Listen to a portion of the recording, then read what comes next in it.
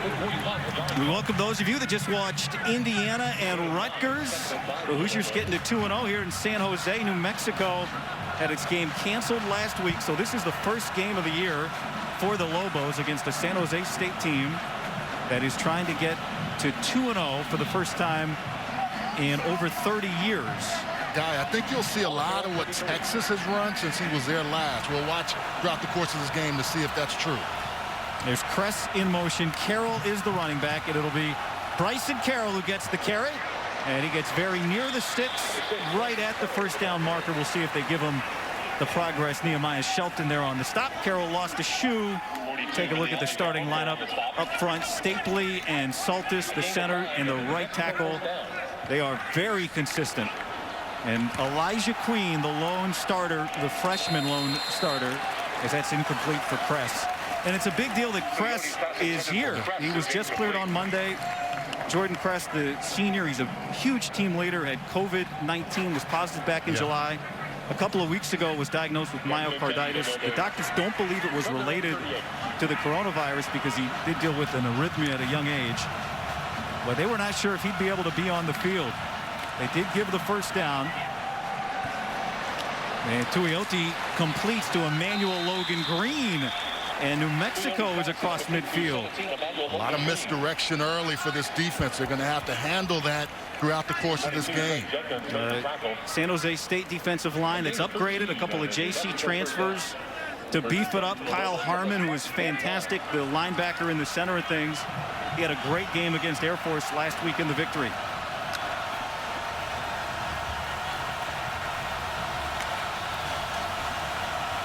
This is Vigilant on the pitch. Harmon was the man that initially disrupted the play, and then the help comes. They read that perfectly, and it's been a lot of misdirection. That time, Kyle Harmon, who is a former running back in high school, recognized it but couldn't make the tackle. He's always around the football. When you see 45, usually the ball is coming that way, and that was a real good opportunity for him to get a tackle for loss. Had a career-high 14 tackles, nearly an interception, forced a fumble last week. He's definitely the centerpiece of this Spartan D. Second down. Tuioti, plenty of time down the sideline, and he can't connect with Marcus Williams, his big target tight end. They've got two really good tight ends in this game today. Derek Deese Jr. and Marcus Williams from New Mexico. Marcus Williams was challenged by Danny Gonzalez when he got here. He said, hey, we played against him, and I told him he needed to be more physical. He needed to be tougher, and he feels like he's going to show that this year. Third down and long with Kress, the motion man.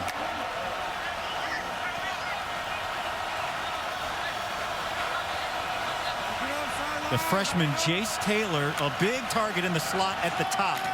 Tuioti, defenders around his feet, and he gets it off complete to Kyle Jarvis, the senior. And this New Mexico offense, you would not know. They haven't been on the field against an opponent yet. Well, they were able to maintain and allow him to step up into the pocket. Kyle Jarvis was in because Marcus Williams was on that long run. The problem with San Jose's defense is they don't get pressure. That's the one area they struggled last year and have to improve this year. First career catch for Jarvis in his second year of the transfer. Tuioti pulls it down, and he throws complete. It was Wooden who had it. The ball is loose. The ruling on the field is an incomplete pass. Bobby Wooden never had it, is the call. The hit, and a big one from Trey Jenkins. Yeah, Trey Jenkins came up. He has a twin brother, Andrew, but he laid the wood. Really, that RPO game right there and wide open in the middle of the field. Just a good, solid tackle by Trey Jenkins. It looked like the ball was moving a little bit. He took a couple of steps, but I don't think he had it clean. The official coming from behind automatically said no, and I don't think he ever had complete control of the ball. They may take a look at this. Mike Catone, our referee. The ruling of an incomplete pass is under further review. So Richard Brown from the booth, our replay official. Locke has been very on schedule today. You can see here long play fake, ball handling. He gets the ball there. From this angle, it's going to be tough to see, but I agree with you, Guy. The ball was bobbling, and they called it an incompletion on the field, which makes this tough to overturn. With Charles Arbuckle, I'm Guy Haberman. We get our first look at a replay in this game and a review in this game. I'm with you. I think it's going to be tough. The one thing you know, too, now is everybody plays past the whistle in case the replay booth ever has to look for a clear recovery. It looked like he never had complete control. But you're right. I think as a player, you see that. You know, making sure that you just go all the way through, that you don't stop. The question is going to be the control, because he takes 2 steps here. I mean, he is now, I would say, a runner. Now, I do think San Jose State recovers this, Charles. I think you're right. If we can tell here.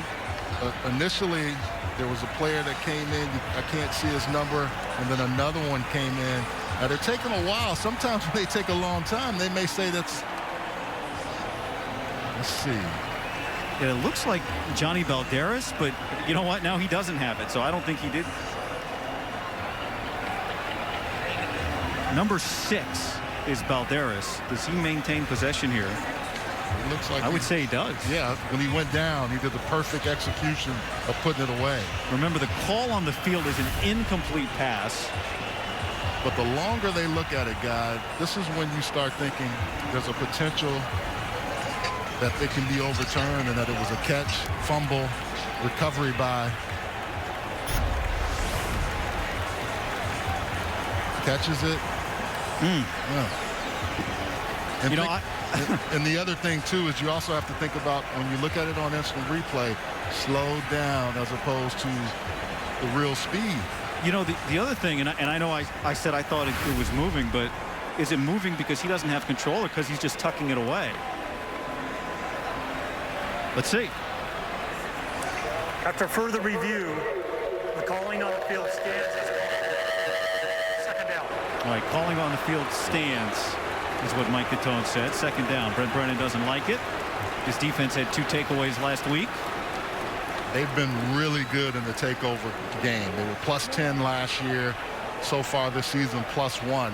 The biggest thing for them is getting pass pressure and also stopping the run. They have not been a good run defense other than last week when they really were good against Air Force. Held Air Force to 206 rushing yards. Emmanuel Logan Green, the wide receiver, is the man standing behind Bryson Carroll, behind Tuioti.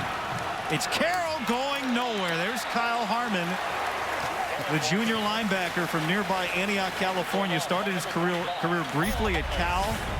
Then came to San Jose State, where he'd been recruited out of high school, and he's been an instant force. Shot in the A-gap, run blitz. You get there quick. You see the football on his right arm? Just love playing ball, right? On that left arm. Came in and made a huge play for this San Jose defense. Couple tight ends in the game, both at the top. For Tuioti on 3rd down. 15 to go. He'll pull it. He can run, and he goes into a pile down into the 30, make it the 29-yard line, shy of the first down. So, Guy, that's what you really want to do in that situation. You have 3 rushers, and then you know he's going to take off if he has a lane. Make sure you keep him in front. 1, 2, 3, 4 guys, 5 guys right there to make sure he doesn't get that first down. And so now the field goal attempt from the walk-on, making his debut, George Steinkamp from Los Alamos, New Mexico. From 47 yards, and it does not get there, a little bit wide to the right. And Steinkamp can't connect. And so that's where San Jose State will take over.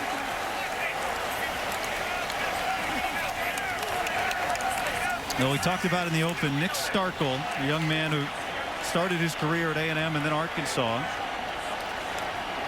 And the officials are having a discussion. We'll see if that delays Starkel's arrival here. We've had a couple, making sure they're all on the same page. Number 85 in the offense. That penalty would decline San Jose State 1st and 10. And so Nick Starkel replacing the Mountain West Offensive Player of the Year last year, Josh Love, who was a big part of the recruitment. And Nick Starkel, the young man, 3 years at A&M. Then Arkansas, a two-time graduate transfer. How about that? It's interesting when you're able to find a home and another home, and now your final home, you hope.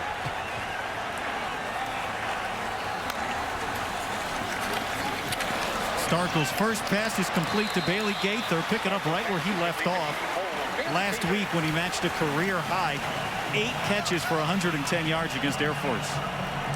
Game of 8, 2nd and 2 from the 37.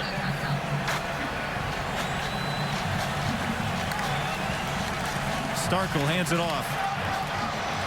Shamar Garrett, there is the true freshman from the powerhouse high school in the Bay Area, De La Salle. They love this guy. Yeah, they think he's going to be a really good player in this offense. They rotate a lot of guys. Kyrie Robinson, Tyler Nevin, but Shamar Garrett is one that will call a lot today. He'll get some opportunities to make some plays.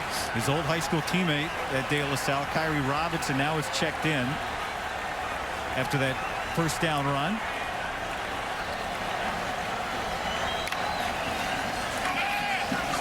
Starkel, good pocket, and there he dumps it off to Robinson, speeding for a first down, delivering a big hit into the secondary. These two teams are looking for contact. Yeah, they are. You talk about not getting much contact. Rocky Long's 3-3-5 defense usually gives you problems, but the one area when I did film study, you can get out into the flat. Kyrie Robinson saw that and was able to look up a defensive back beaten and try to run him over. Robinson remains in the game, stands beside Starkel. Starkel dumps it off underneath. There's Trey Walker. They really wanted to get him involved. As Cameron Miller helps Starkel up, you take a look at San Jose State's starting lineup as they move quickly. Trevor Robbins starting again at center this week. Jack Snyder, bit of force at left tackle. And this is a prolific group. Derek Deese Jr., the tight end, a couple of touchdowns last week. Back to the freshman, Garrett. And he's near another first down. And we take a look at the Lobo defense. You mentioned it, Charles, at 3-3-5 for Rocky Long. It's the defense he's made famous.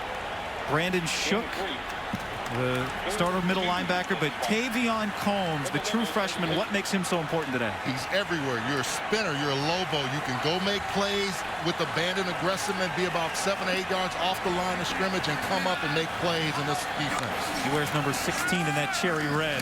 Starkel under pressure. Lofts it. Garrett could not adjust to it. The ball's a little underthrown, and who is right there running with him? Latavion Beaton. Jarek Reed was coming off the edge, number 9. You're going to see him. He's able to get in there quick and not allow Nick to fire that ball down the field. He had an open receiver in Garrett, but not enough on that throw. This is what this defense does now. They're only about 10 to 15% completely in. They don't have all their packages, but they're going to show you a lot of stuff pre-snap and then give you some mirage. Going for it on 4th down, spinning, and I think short of the stick. I think he didn't get there. This play to me took way too long if you're going to run this. And I really thought they would go with something maybe to the tight end, real quick hitter. That just did not look good from the very beginning. And Rocky Long's defense for the first time out does a nice job. Look at him in the middle, just blowing everything up. And then you have one free guy off the edge. Whenever you have that, that's a tough thing to manage. The run game's the whole key for San Jose State. They didn't do it well enough last year. Brent Brennan said they didn't do it well enough against Air Force. They didn't have a lot of opportunities against Air Force because of the way the time of possession, but they have to capitalize on those particular plays.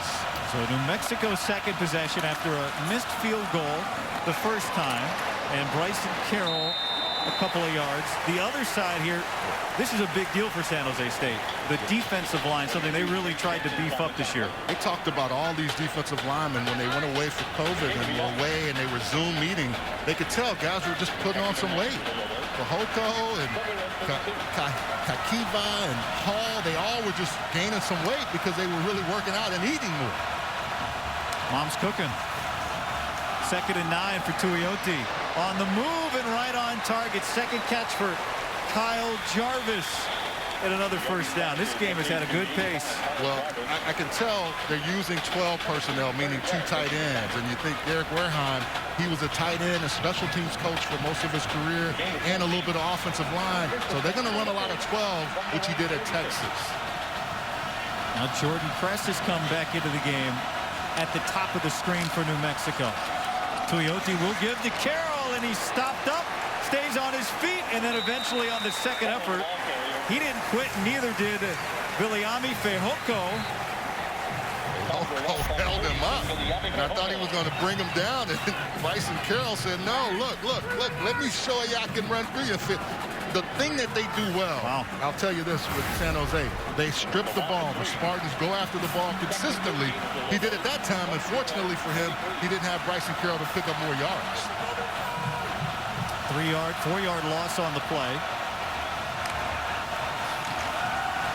Tuioti, there is Emmanuel Logan Green, gets a couple of nice blocks, and then gets swarmed down across midfield.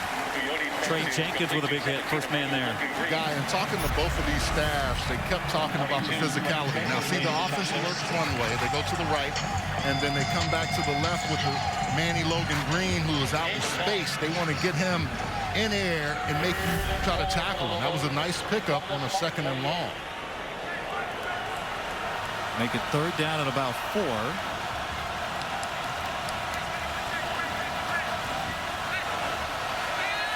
2 tight ends in the game. The new running back is Bobby Cole.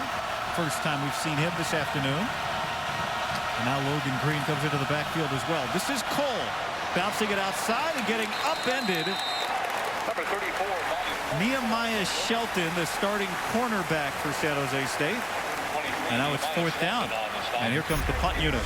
Yeah, Nehemiah Shelton, only about 170 pounds, but he'll come up and hit you. This is a one-on-one matchup, and he just lowers his head and knows that he has other guys coming from the inside. Really good technique by him, knowing I got this tackle, I have inside contained help. Let me make this tackle and stop them on this 3rd down. So now one of the best punters in the nation, Tyson Dyer, the oldest player in the Mountain West, he's 28 years old, the right-footed Aussie, to punt it away to Bailey Gaither back deep for San Jose State. And he tries to send this one into the corner. And instead he sails it out of bounds around the 20-yard line or so. It'll be San Jose State ball at the 16 in a scoreless game.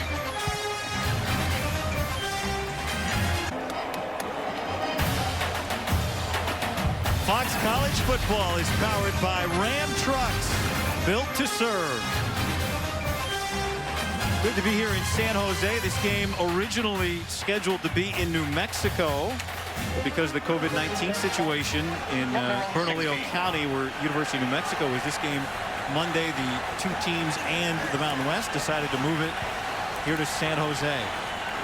New Mexico had its game last week at Colorado State canceled. Nick Starkle to throw, and Bailey Gaither a quick connection, his 2nd catch of the afternoon. Real good pass protection with the stunts and the twists up front. The one thing that this 3-3-5 will do to you, not only for Nick Starkle, but for Trevor Robbins, they have to identify pre-snap and then wait, because there's going to be something else that comes from Rocky Long's defense. You see that creeper right there coming in. That's one of the things you have to look for. Tyler Nevins getting his opportunity now in at running back. Starkle with the pocket collapsing around him, takes a deep shot, and he overshoots Isaiah Hamilton, the redshirt sophomore. What do we hear this week? We're going to see maybe 2 deep shots a quarter. And again, you can see the pit framing. You got the center, but you got also off the edge. You got to stay protected because they'll keep coming after him. You know, Danny Gonzalez said one of the big goals this week, get bodies around Nick Starkle. Even if you don't get to him before he gets rid of the football, just make him uncomfortable. The greatest game of Starkle's career came 3 years ago as a member of Texas A&M when he threw for 416 yards and 4 touchdowns at Kyle Field against the Lobos. This time he completes to Trey Walker. who gets the first down, and it's big to get Walker involved, particularly on that third down conversion. But you can see there, every time a receiver catches the ball, they're going to try to punish him. And that was a nice catch by Trey Walker. He's a first down maker, about 70% on his career, right? Every time he catches the ball, it's usually a first down. And he was one of the best receivers last year just in volume. Caught 8 balls a game, but last week only 4 targets. Isaiah Holiness with his first touch. Now, guy, there's a TE, and what happens is that's an end and a tackle on a stunt. It leaves a hole for Holiness, who they nicknamed the Pope. One of these young men that can really play some football out of Redlands, California. A receiving threat as well. He's at the bottom of your screen wearing number 1 in blue. Starkel looking the other way, and a long throw is complete right near the first down marker. About a yard shy. Jermaine Braddock on the catch. Sorry about that. Antonio Hunt, one of those, he's probably the best cornerback right now with this ball club. He and Nick Wilson get the start at the cornerback position. They're going to be challenged by this receiving crew, San Jose. Nico Bolden out. Dante Martin missing 2 games for academics for New Mexico. They are very thin at cornerback. 6 first-time starters on this defense. Here's Gaither again. Steps through and gets across the 40. What are they trying to fix? Well, this. 321 yards allowed per game last year. Danny Gonzalez said this week, if that happens again, I'll give every penny back. Yeah, he was adamant that they were not going to get gashed again like that this year. 2nd down and 5. Pressure coming. Starkel gets rid of it, but his receiver slipped and fell. That was Trey Walker. Yeah, one of the things this offensive line is doing a good job of counting numbers when they can see things coming at them. Trey Walker is there. Nice throw by Nick again. Good break again by Antonio Hunt. That's going to be a good matchup throughout the course of this game. Starkel has started 7 of 10.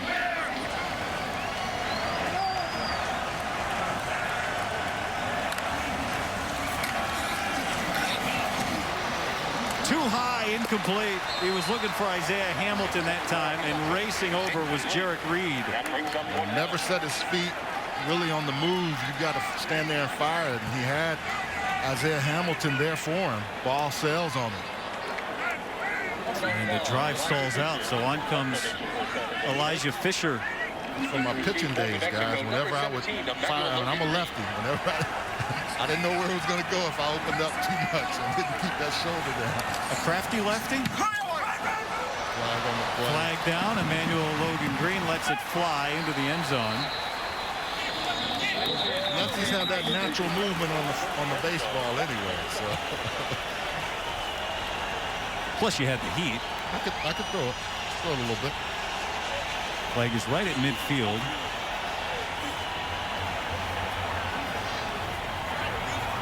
Danny Gonzalez doing all this stuff for the first time. I mean, he's been around football his whole life, been around Rocky Long for almost 20 years. But Rocky Long told us this week, he said, when it's all your decision, it's a whole different animal. But it does help to have him as counsel. Here is Rocky Long, the winningest coach in the Mountain West. Illegal formation on the defense. Number 55, lining up over the center. 5-yard penalty. The result is a first down. Wow, that's a huge one. And that's the kind of stuff that happens the first game you play. Generally, when you are trying to get things going, your special teams, you pay attention to it. But this is a situation right there. You have to make sure that you're clean on certain things, and usually special teams is what you struggle with. In an effort to protect the center, you're not allowed to line up right over him. And that's what Elmer Powney did. And so back comes Nick Starkel. And Danny Gonzalez said he expected a few things, just given the lack of continuity in New Mexico's practices. Here's Holiness. Takes a big shot. Brandon Shook was the first round there. Now, we talked to Rocky Long this week, and Shook and Holiness keep going at it, and now a flag comes in.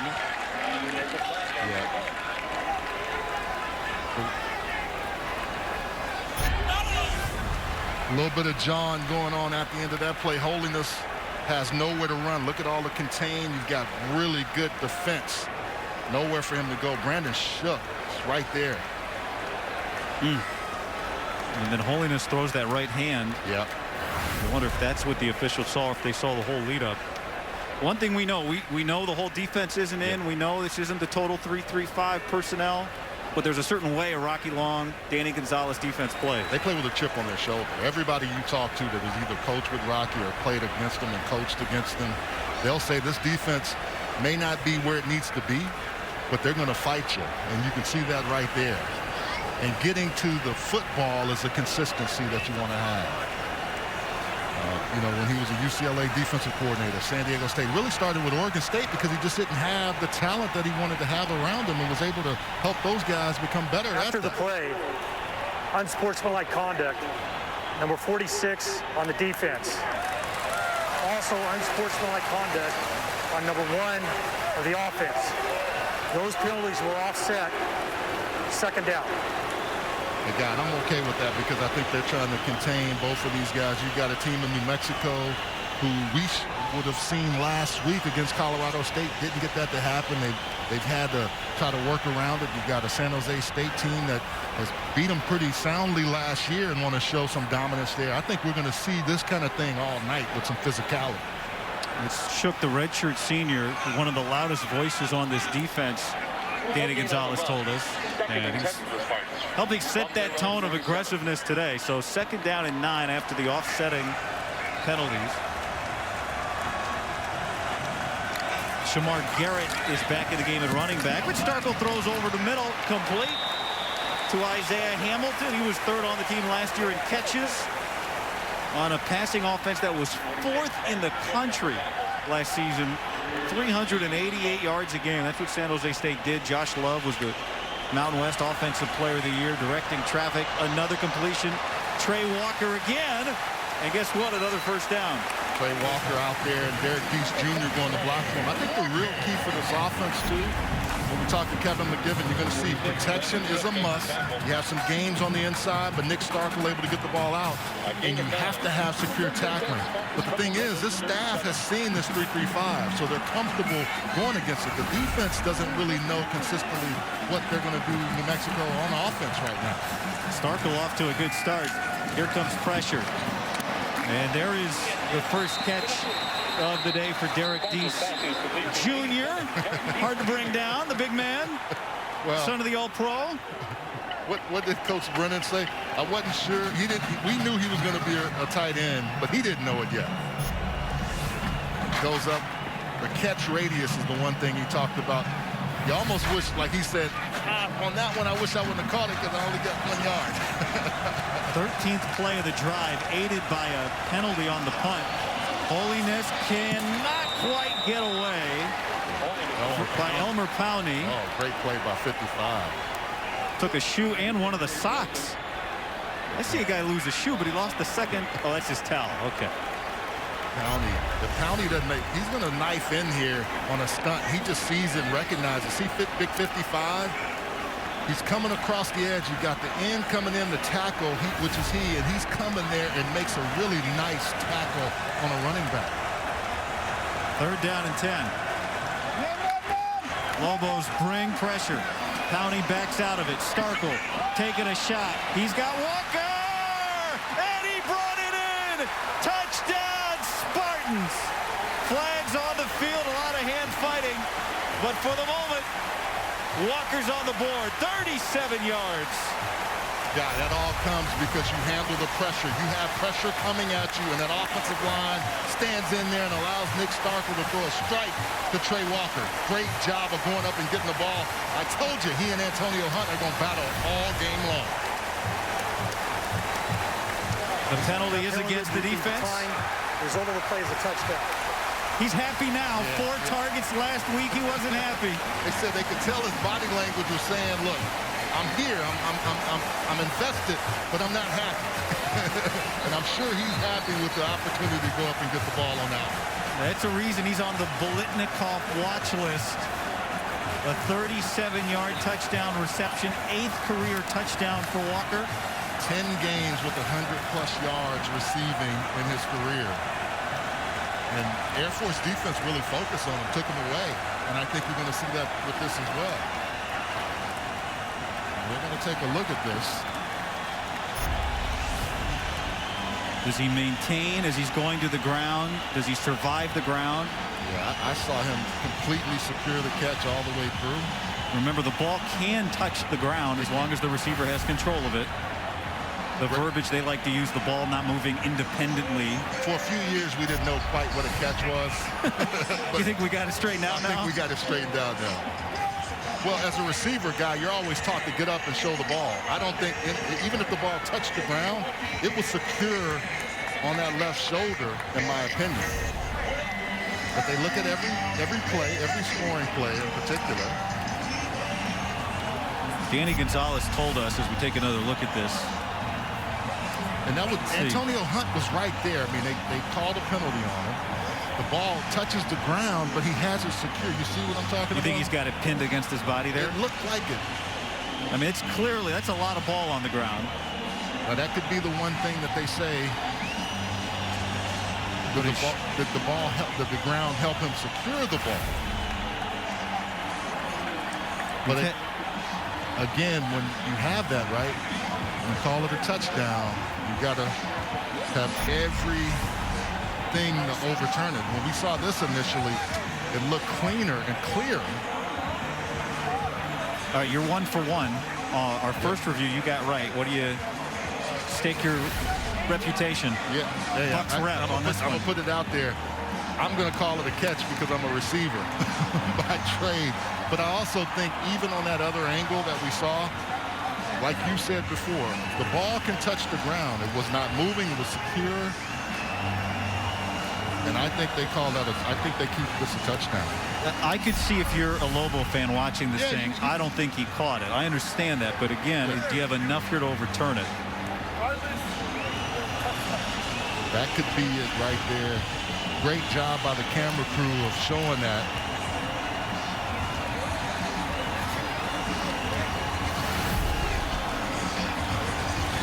Danny Gonzalez told us we could play great defense and give up 4 big plays. We just don't know about our big play stopping ability. So let's see. Did they just give one up? After further review, the ruling of a catch and a touchdown stands as called. Touchdown. Your reputation remains intact. I was sweating a little bit, but I was pretty secure in the fact that he had both hands on the ball. He secured it and turned it for 6. The guy you're putting on the spot, so I'm 2-0 right now. And remember, a drive extended because of a penalty on New Mexico on a punt. Special teams penalties usually hurt you in your first game. Matt Mercurio tacks on the extra point. So with 30 seconds left in the first quarter, a Spartan offense that was held scoreless for a half last week with a big strike. Nick Starkel looks good.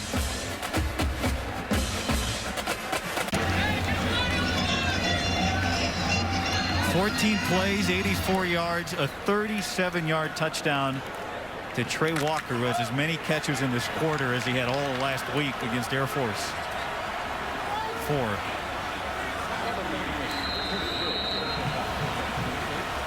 Third touchdown pass in Nick Starkel's Spartan career. And now Chris Wood will kick it away. Bryson Carroll got to pick it up now. And he and Davon Vigilant swarm around it at the 8-yard line. So that's where the Lobos will begin with a 7-point deficit.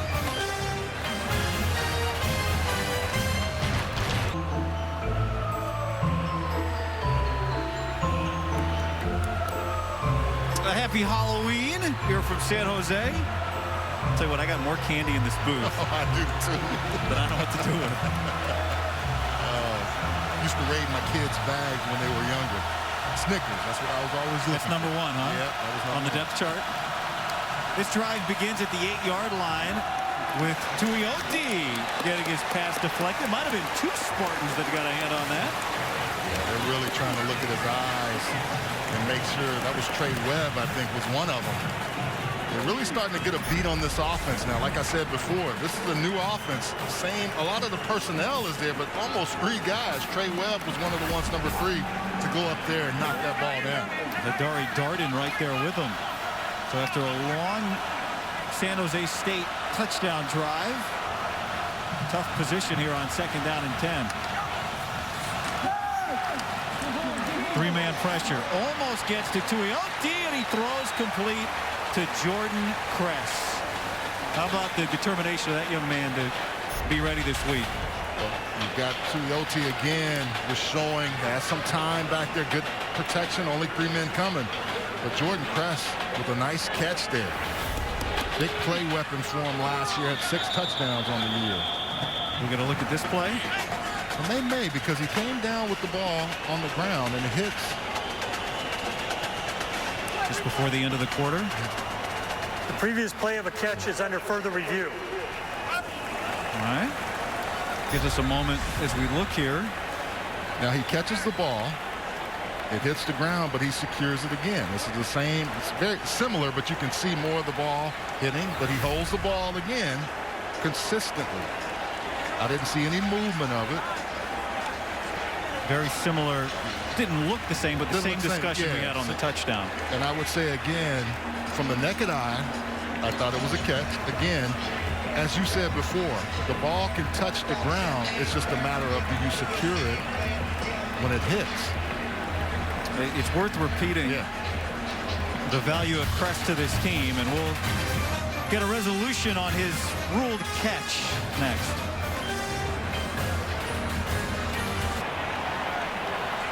All right, Mike Gatone, is it a catch?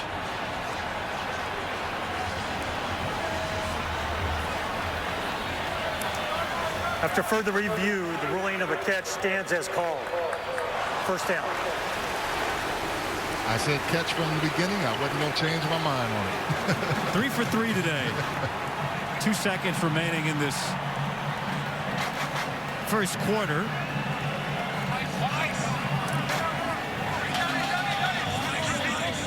They try and get this snap off.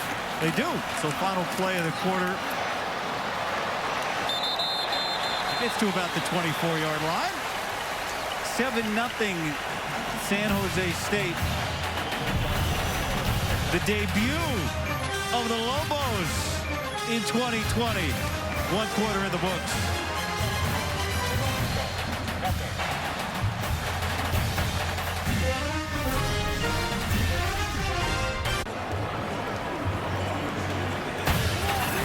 Fox College football is powered by Ram trucks, built to serve.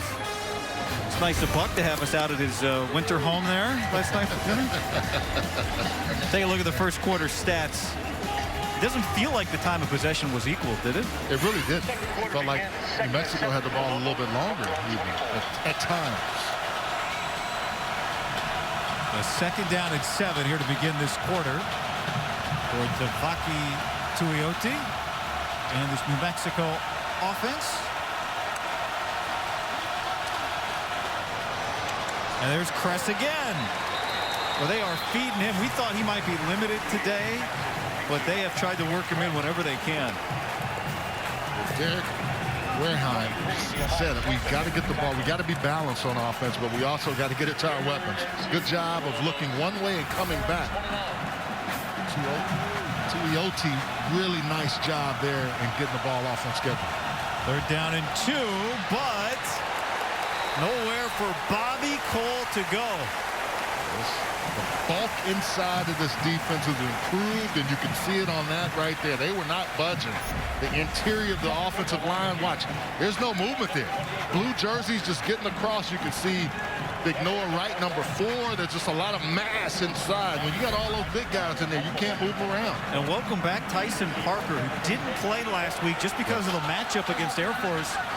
But a big stop there. So Tyson Dyer is on to punt again. Bailey Gaither back deep. And this will have some good hang as Gaither fair catches it. No flags this time. 54 yards on the punt. Nick Starkel coming back onto the field.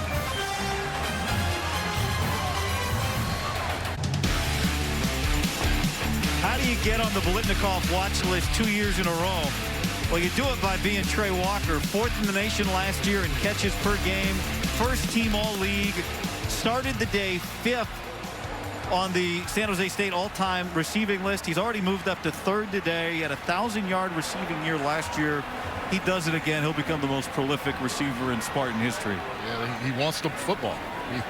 You know, he and Bailey Gaither have a healthy competition, and they just get after it. Nick Starkel has 2 really good weapons, and then he also has a tight end group as well with Derek Deese Jr. They connected on a 37-yard touchdown on the Spartans' last drive. It's Starkel and Walker. The whistle was blown before that play got off. A flag is down on the far side of the field. Cam Miller with a nice tackle. Prior to the snap, false start on number 10, offense. Still first down. Well, if you're Trey Walker, you're like, I got yards to make. Yeah, he's trying to get on the right side of it. Brent Brennan, who last week when New Mexico's game was canceled, more whistles here. Brennan was the first one to call Danny Gonzalez. They've gotten to know each other a little bit just through the Mountain West coaches' Zoom meetings over the last several months, and it seems like there's a mutual admiration there, as these officials are going to discuss. Let's look at the penalty first here. Top of the screen, Walker is 10. Just a flinch. Yep. Just a flinch right there. Correction. Will the clock operator please put 13:52 on the clock? 13:52. And those are the ones for the receiver that the coach, his position coach, is going to say, come on now, Trey. Well, you almost have a pot for that. Kevin Cummings, the wide receiver coach, is going to be like, look, we can't have those. That's taking yardage away from us, man. Walker's at the bottom, crossing the field as Starkel throws it to Garrett out of the backfield, and Shamar Garrett races for a first down. One of the areas that I could see, even with this defense, is if you get things moving and you sneak your tail back out. Shamar Garrett right there. Those 2 tight ends move. No one goes outside. That is where you have to protect. And you can see, not able to get there as Tavian Combs, the Lobo, has to recognize that and make sure he's there on the running back. 19-yard play. Starkel could not get it to Walker. He thought he was bumped by Jarek Reed, who was there in coverage. Yeah, there's some ways that you can attack this defense, especially with the youth. They don't understand it. This is new for them. This is the first time they're playing in it, and you want to go after guys like Tavian Combs, who's a freshman, but he's a really good player. Brandon Shook is one of those guys that has to be a leader today and make plays. 2nd down and 10. Starkel gives Holiness, who just came into the game, spins forward for 8 yards. And that's another play where you have the Lobo coming up, but he takes the wrong gap, and Holiness is able to identify that and hit the other gap. He goes A gap, Holiness goes B gap. Nice pickup. Combs, the first true freshman to start on defense for the Lobos in 7 years. Flag down on the play. Free one. So Starkel will lob it for Gaither, who adjusts, but he can't bring it in. Nick Wilson right there in coverage. Good job by Nick Wilson of playing that through. This is going to be offsides on the defense. Although they're having a communication that someone move on the offensive side. Flags on both sides of the field. Unless it's Trey Walker again. Did they catch him? Offsides, number 95 of the defense. 5-yard penalty. Remains 3rd down. It's Jake Saltonstall, the sophomore junior college transfer. You know he wants to make an impact today. From the Bay Area, went to Foothill Junior College near San Jose. But it almost looked like Devin Sanders was the one that really was number 19. He really came across, and he was going in the same, similar to where Saltonstall was. It gives San Jose State a first down, and so they'll try to go back to the ground for holiness. Yeah, the one thing that they had talked about, Kevin McGivern said, hey, we've got to run the football better. And that's one thing that they're committed to. But they've got some weapons. They're going to attack this New Mexico defense as well. New Mexico is now starting to back off and use some of that cloud coverage, quarters coverage to take that away. Quick towards the stick, complete. Jermaine Braddock, a first down. And Starkel's been on point today. Yeah, he has. He has found. Usually this makes it tough for the offensive line and the quarterback, but Starkel has just been able to find his weapons. Hadn't worried about who's coming down for coverage or who's coming down into the box. He's just finding receivers and getting them the football. He was a 54% passer last year in 8 games at Arkansas.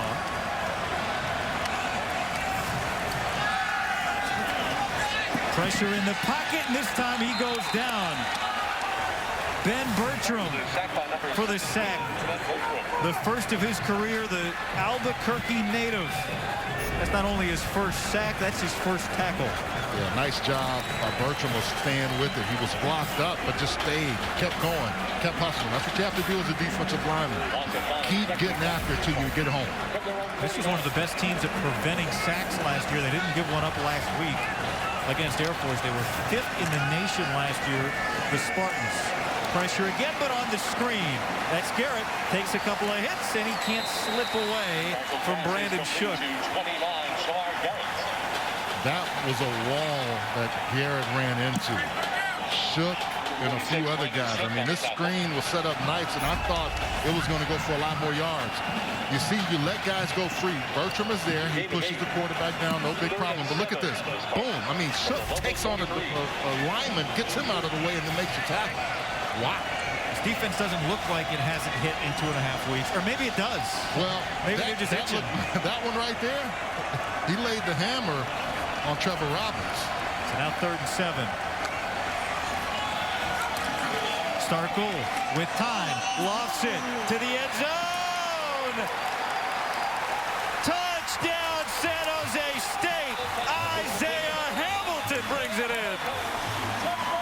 Yeah, we used to call these dropping in the bucket. I mean, Nick Starkel with the outstanding throw over the defense into... You got to have protection first. You know this defensive line is coming. But look at this. He's going to just drop it in the bucket. And this is a great throw by Nick Starkel in between 2 defenders to Isaiah Hamilton. Outstanding throw, outstanding catch by these two. 43 yards. Second touchdown, second big play for Starkel. The question is, we're going to look at this one too? Of course, every scoring play is reviewed, but the ball might have been moving a little bit there for Hamilton. I think he kept it on his body, though. And it looks like the replay official agrees. So Matt Mercurio on for the point after.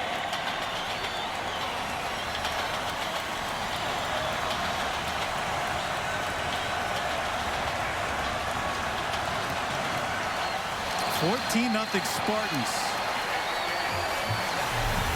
2 big plays for touchdowns.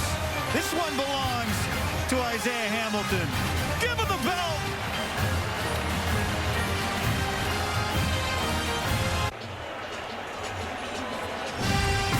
Oh, on Fox, a great doubleheader starts with the Vikings taking on Aaron Rodgers and the Packers. Then Drew Brees leads the Saints against Nick Foles of the Bears, or other regional action. It all kicks off at 1 Eastern on Fox and the Fox Sports app. Who said Aaron Rodgers was ready to retire? He didn't have any weapons, right? No kidding. He's playing like lights out right now. It looks incredible. 14-0 after another big touchdown throw from Nick Starkel. And Bryson Carroll brings that one out to about the 16-yard line.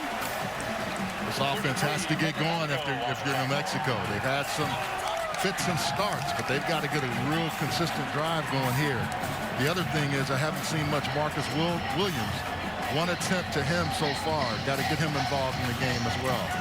8 plays, 84 yards. So a 37-yard touchdown throw and a 43-yard touchdown throw for Starkel. New Mexico's had some tough starting field position in this game as well. Tuioti is keeping this one. Now he'll pitch it.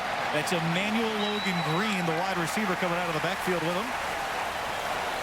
Well, Danny Gonzalez told us that the one thing, as you look at the replay of this play, the one thing that's keeping him up at night right now is the fear of the big play. Yeah. And we just don't know how many big plays his offense has in it. That's exactly right. Trey Webb with a nice, Trey Jenkins, coming down 22 on that play.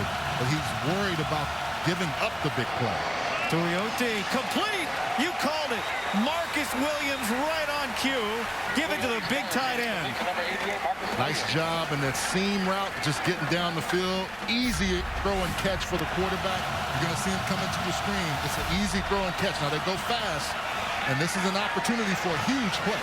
Emmanuel Logan Green cuts it back across midfield and down inside the Spartan 40. He has the Bayou ability. He's going to get by you if you don't tackle him. That's the one thing. He's quick, and you get him out in open space. That's why they use him in so many different ways. I thought maybe he's from New Orleans, Yeah, Fort Lauderdale. Well, you can be from the Bayou, or you can have Bayou.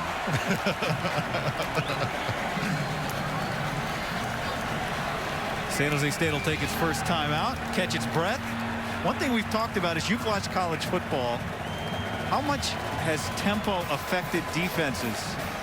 It's affected it a lot. We've talked about it on the back end of this.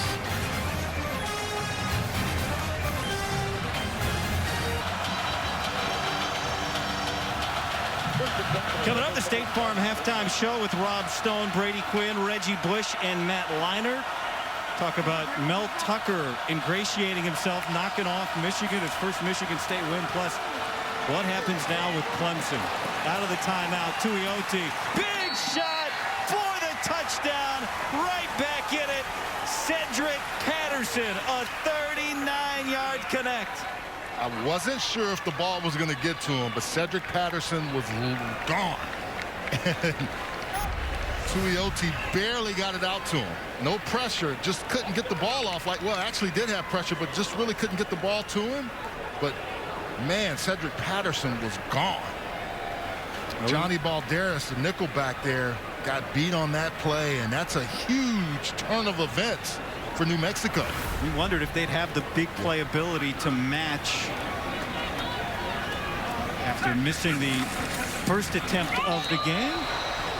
On a field goal attempt, Steinkamp hits that, and it lands safely in the All-State good hands net. New Mexico split life within 7 here in the second quarter in San Jose.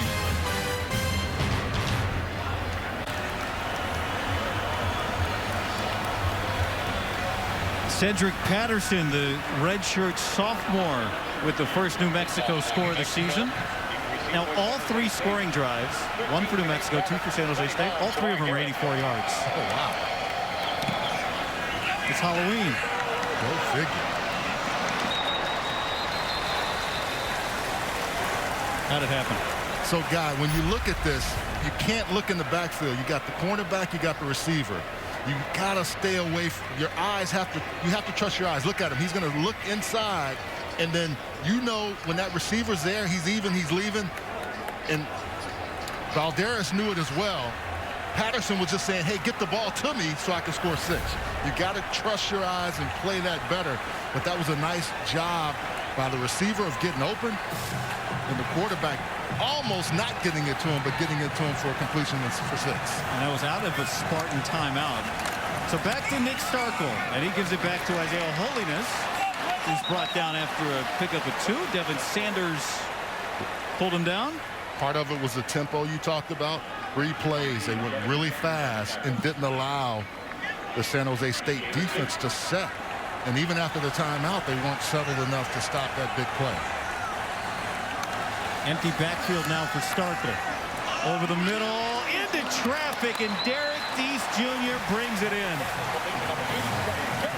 Seam route. Starkel knows where he's going to find him. You go to the hash mark, you throw it right there. Look at Derek Deese Jr. right there catching the football. A big receiver who's learned how to grow into his body, can block also. I'm sure his dad was out there with the pads and just knocking him around as a kid. A former 49er, the All-Pro Super Bowl champ. With Derek Deese Sr., there's Bailey Gaither. And you're seeing tempo now against Rocky's defense, which doesn't let you get settled.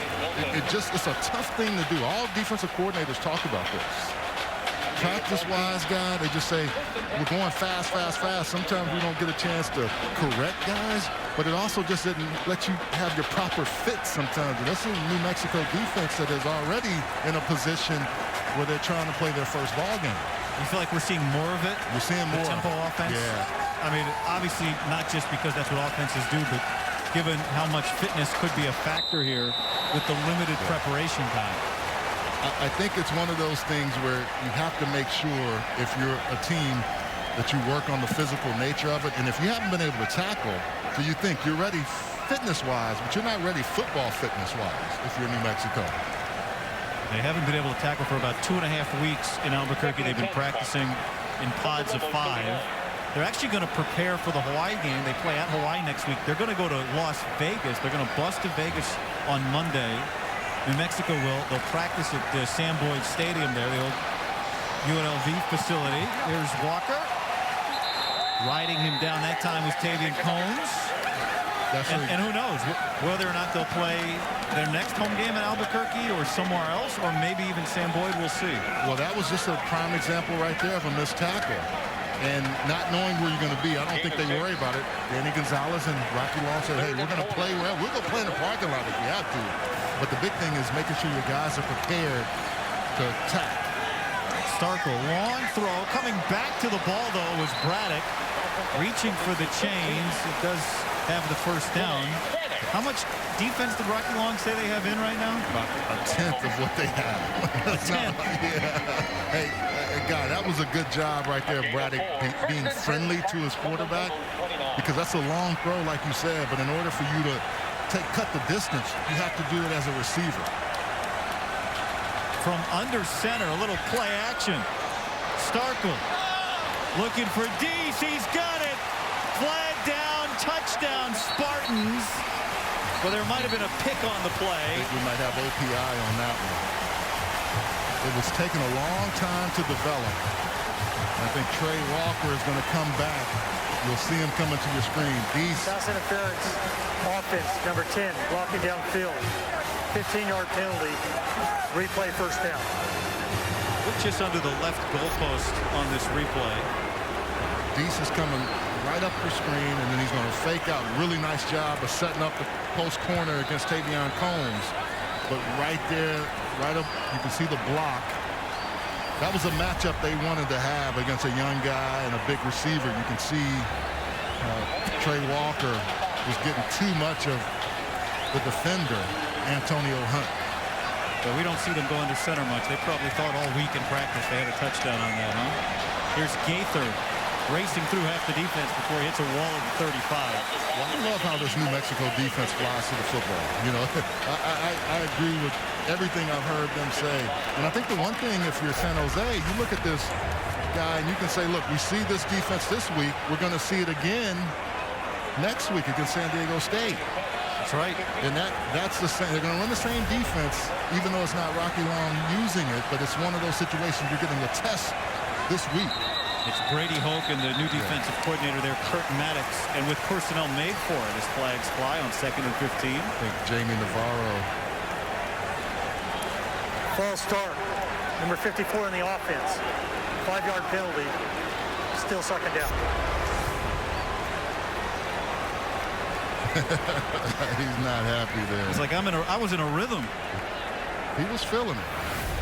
Yeah, Jamie Navarro was just a little quick on it. So now 2nd and 20 after the 5-yard penalty. They need to get down to about the 19. Starkle, just a nice, easy throw to Gaither. Boy, he really took a little. That's that Arbuckle changeup. It really looked nice, and I think the other thing is this offensive line has just allowed him to almost feel like a 7-on-7. He's had a little pressure, but when he hasn't, he's been able to just stand in that pocket and fire the football. I mentioned it was a very good offensive line last year. Only allowed Josh Love to be sacked 14 times the entire season. Now 3rd and manageable. Free play. Flags fly. Let's try Walker again.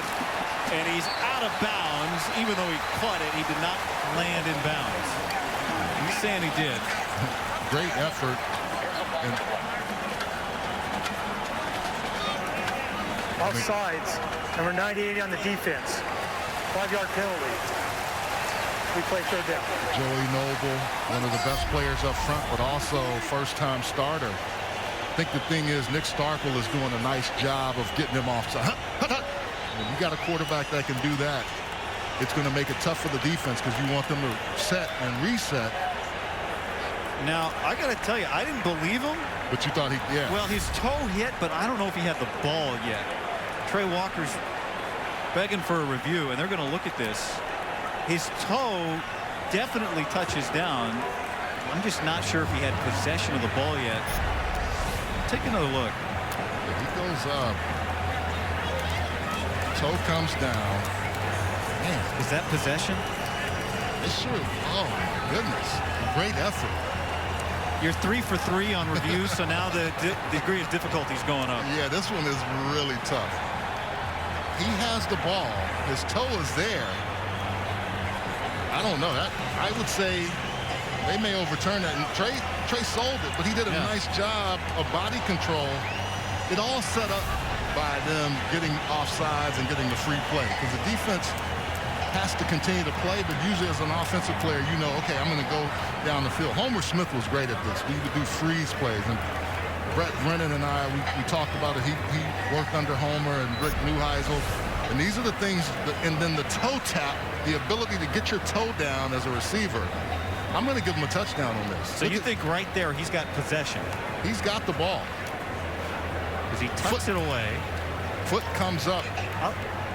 I'll tell you, if the ruling on the field is touchdown, then I think it stands. The ruling on the field was incomplete. And he knew it. He knew it right away. Wow. He's looking at the brand new video board going, look at that. It's huge. It's a touchdown. He's already got one. Walker already has a 37-yard touchdown reception in this game. Well, you got to let him go through the continuation. And the ball is in his hands. When does his foot come up? Okay, let's look right here. He goes up. Ball's in his hands. Foot is still down. Okay, so when does it come up? That's what you're saying. Comes up, and he's possessing the football. You going to make a call? You're Touchdown. 3 for 3 today. Oh, okay. I'm going touchdown. All right. Because of he did everything you have to do to continue to catch. I thought, and Guy, you called it right away. Him going up. I might have called it wrong.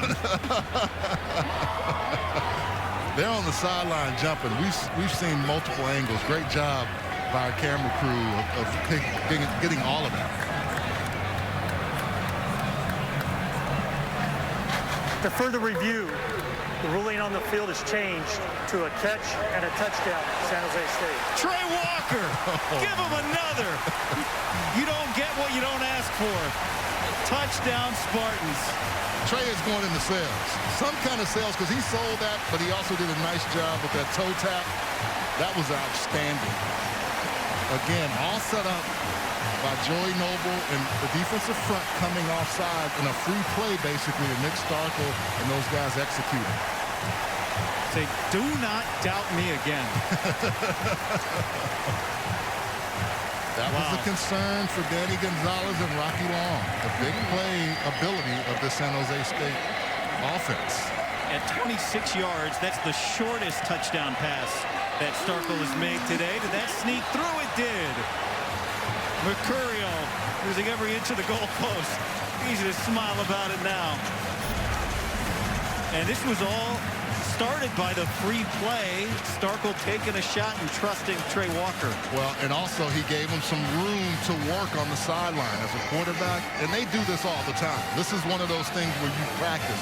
Trey, I want you to do this. And Bailey Gaither, they all practiced this, but it was executed perfectly on a free play.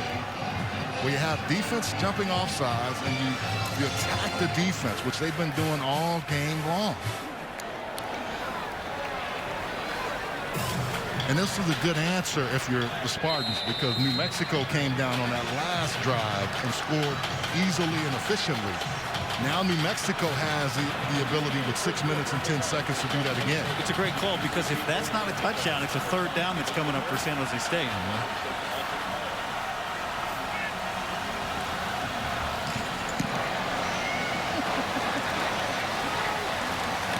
Whoa. That may be a mistake that time by Carroll. That ball looked like it might have been headed out of bounds, which would have been a penalty. Affected him from earlier when he bobbled it before.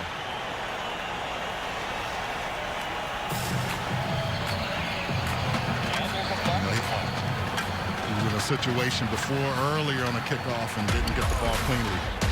Coming up next on FS1, the final game of a huge college football Saturday kicks off. Nevada taking on in-state Mountain West rival UNLV.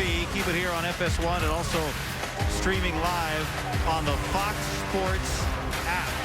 And that's going to be huge. That is the first college football game inside the Death Star, the beautiful new Allegiant Stadium in Las Vegas. The battle for the Fremont Cannon.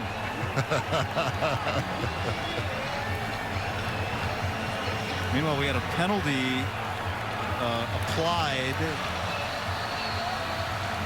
Best starting formation. Yeah, best starting field position for New Mexico. First and 10 for Lobos.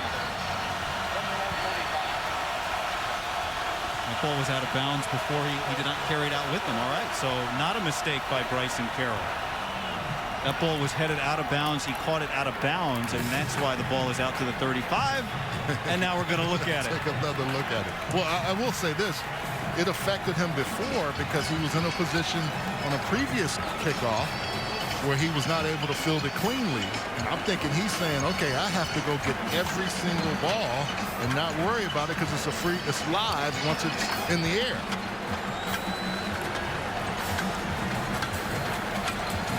See if we can look at this here. Bryson Carroll, is this inbounds or out of bounds when he catches it?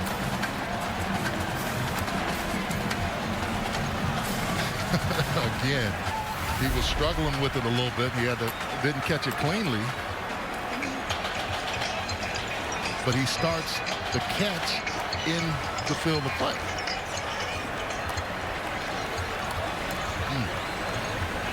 Right now the ball sits at the 35, but I'm with you.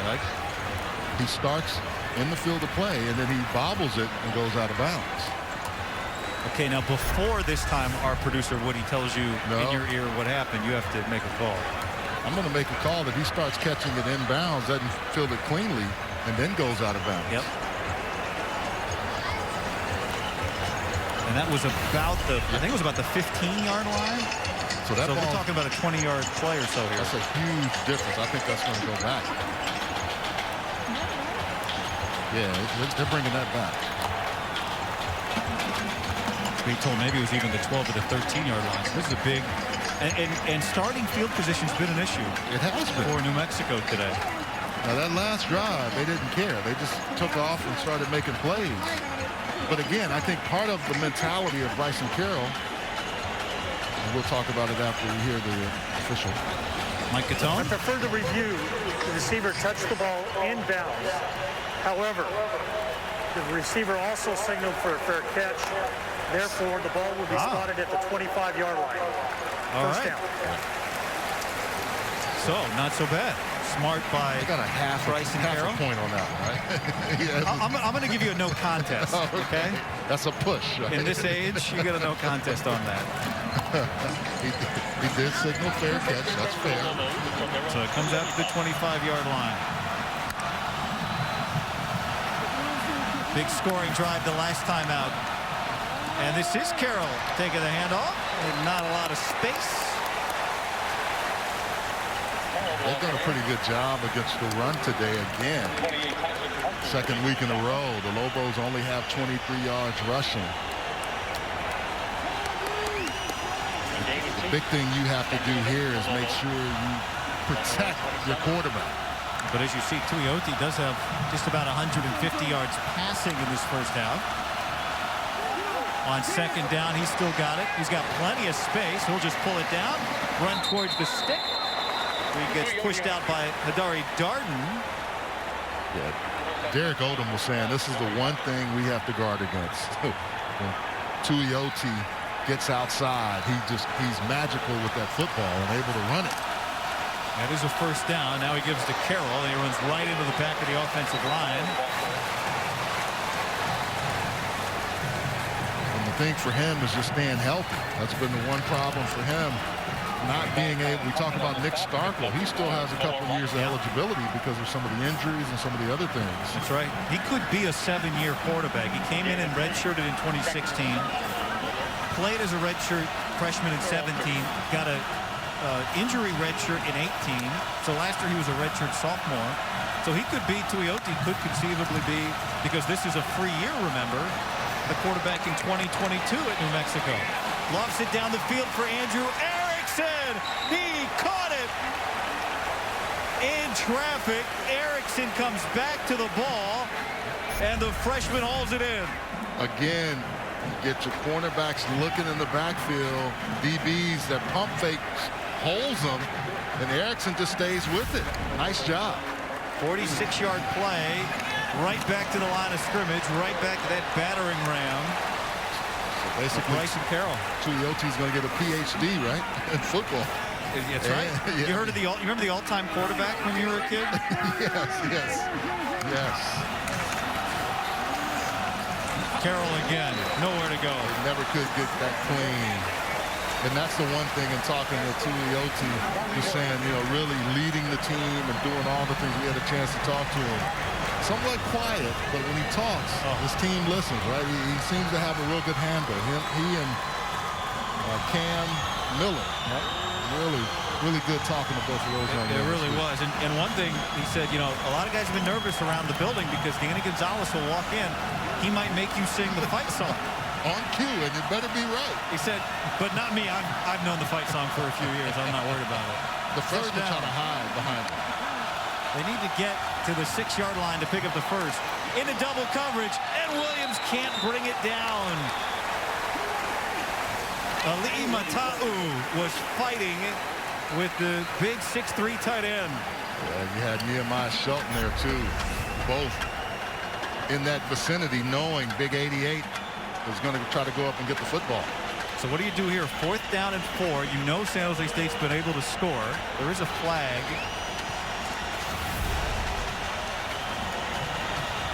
It's going to be first down. So they won't have to worry about 4th down decisions.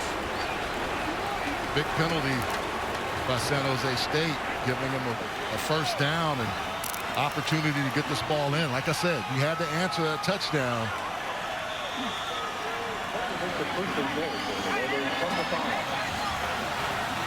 And so a fresh set and an opportunity for Tuioti. Roughing the passer was the penalty. As Bobby Cole has nowhere to go. Goal line defense after last week against Air Force. This is the new Spartan specialty. But again, the roughing the passer was the penalty that renewed this drive. Let's look back at that play. Ball's out. You gotta let up. Liami Fehoko. Emmanuel Logan Green is the deep man behind Tuioti. He pitches it. Logan Green tries to cut it back. And he gets maybe a yard. And so now it's 3rd down. Kyle Harmon, the first man there. When the Air Force tried this, there were multiple guys getting to the football. They just did that again right here. If you see the option, then the next week you see it again, this is where you trust your eyes and know, okay, if you pitch it, we're going to be there on you. Second timeout taken by San Jose State. Let's go back to last week, the moment that Brent Brennan told us was magical in a scoreless game. 4 tries from inside the 5, 3 tries from inside the 2. This is 3rd down. Air Force, no. So then San Jose State called a timeout. And Derek Odom, the defensive coordinator, said, protect the wings. Yep. And you could see right there, the edge was going to be what they went after. And that was similar to what we just saw with Manny Logan Green, trying to get outside. And that defense just fill with a ferocity to the ball carrier. The difference last week, they had ages of Air Force's offense to film study and expect that 3rd down play. They don't know what Derek Wareheim's going to do here. But that was the 2nd time or 3rd time they've seen that play. Yep. So they knew something was coming a little bit different. Derek Odom, you mentioned it earlier. He got the game ball. The locker room erupted last week. Meanwhile, for New Mexico, they've been scratching and clawing. If they can find a way into the end zone here before the half, it'd feel like a big relief. Tuioti is going to keep it himself, and he gets pulled down by Harmon. No gain. 4th down. Yeah, Harmon he recognizes where the ball is going to be. Committed to Cal. You know, he dropped an interception last week. I think they're going to go for it. But watch 45. I mean, he just sees it and recognizes, gets around all that trash. Boom! That's great football being played right there. Going for it again. This could be another situation where you stop a team on 4th down. Marcus Williams, the big tight end, is at the bottom of the screen, and Brent Brennan comes racing onto the field. Yeah, they were going to go to Marcus Williams, I think, right there. It was a mismatch. This is their 3rd and final timeout of the half. Good timeout. 30-second timeout. Correction. Full timeout. Good timeout right there, because you're in a situation where you know there's some matchup issues and you're not sure what you need to do on defense. Don't forget, coming up, the State Farm halftime show. Rob Stone, Brady Quinn, Reggie Bush, and Matt Leinart. A lot to talk about. Clemson survived today. A huge comeback win. DJ Uyunglele, the freshman from Southern California, Bosco. And Bruce Feldman said this morning on the pregame that he thought there was still a chance Trevor Lawrence could come back and play for Clemson next week. Yeah, I guess Notre Dame saw something right before we got on air that's probably not going to happen. But I got to see Uyunglele a few weeks ago when they played Miami live, and he is every bit as what advertised. And I think they are excited about having him really learning behind Trevor. But now he's going to get a chance in some big-time games to play. Wow.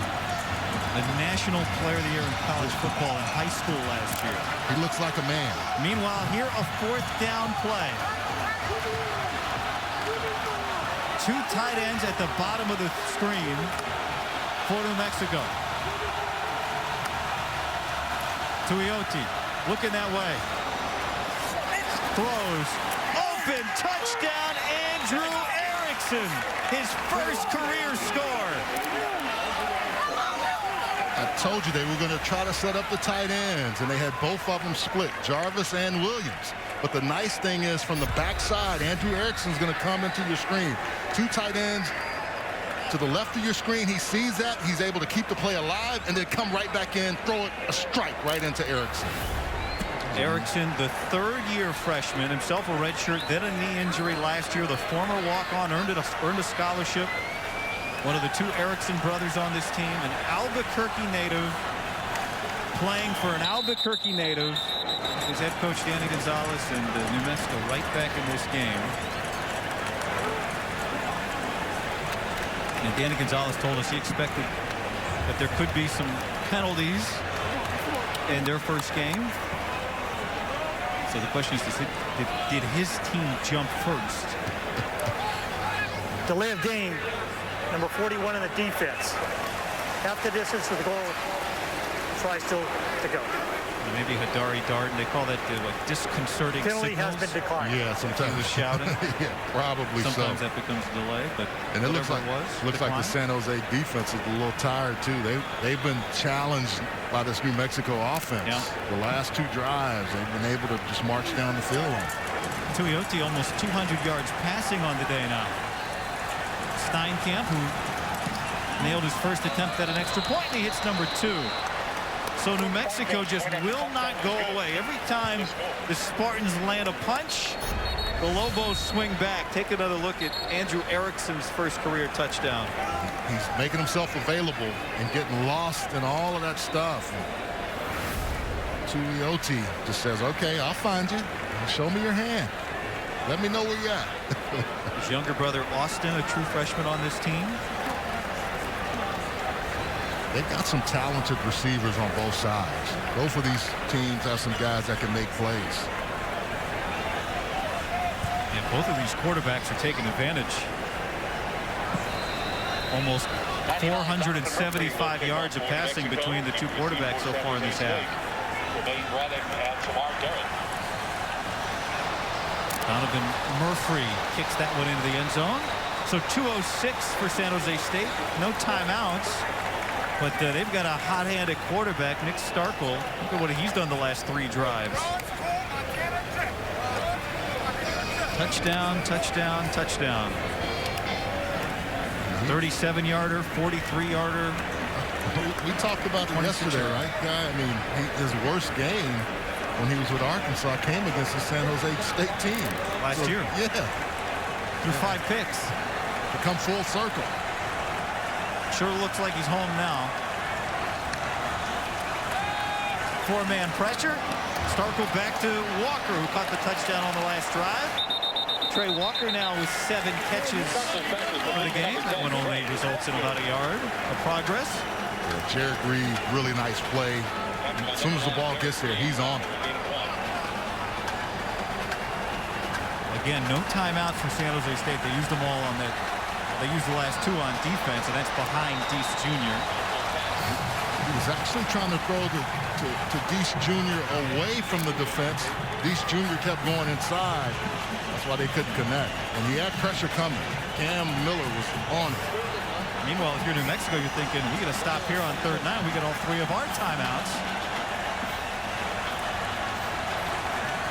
San Jose State will get the ball to start the second half. Starkel through the hands of Walker, who had to be distracted by Antonio Hunt, who flashed in front of him to try and intercept it. Really nice job by Antonio Hunt coming into the screen right there. Just gave enough to not let Trey Walker get comfortable and catch that one. He got his hand on it more than distracted him. A really nice job. Changed the trajectory a little bit. That was a big play for New Mexico, who has all of their timeouts. So Elijah Fisher will try and hang this one up. Fair catch called for. But 1 minute and 31 seconds. And like you said, Charles, all 3 timeouts for Tuioti. If they score here, I'm going to give a bit kudos to a couple of guys on defense. Jarek Reed with that nice tackle, and then Antonio Hunt with that play right there. Those were, and Cam Miller was trying to get home on every one of those pass plays. Fox Bet Super 6 is giving you another chance to win $1 million at Terry's Money. Last Sunday, 3 players came oh so close. So the $1 million prize is up for grabs again this Sunday. Download the app, play for free, and make your picks for this Sunday's game. Can New Mexico tie this game before the half? Tuioti under pressure, gets rid of the ball just a moment before Viliami Fehoko gets to him. Viliami's first name is William Ntongan. Well, that's not a whistle. They're just going to pick this up and run it in. Hold on. Trey Jenkins. They did not blow the play dead. Sophomore out of East Palo Alto, California. That's the problem with this defense they've had, but they showed there's some pressure. The officials are discussing this. Any question in your mind as to whether that was a pass attempt? It sure looked like it to me, and I don't think. Incomplete pass. All Second right. down. Yeah. So they did rule incomplete. Perhaps we did not hear the whistle. But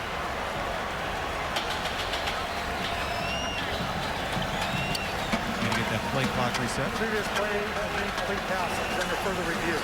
No, we're not going to reset it. We'll look at it. So the ruling, again, even though we saw it play out, the ruling on the field is incomplete. We do know that we have a clear recovery from San Jose State.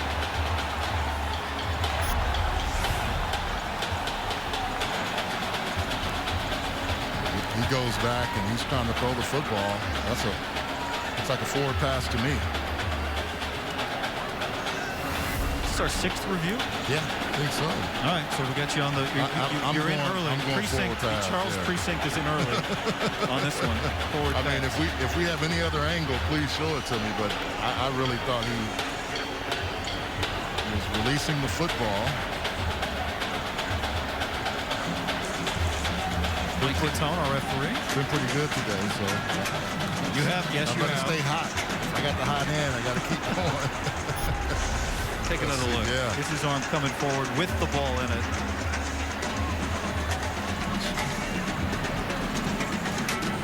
looked like it there.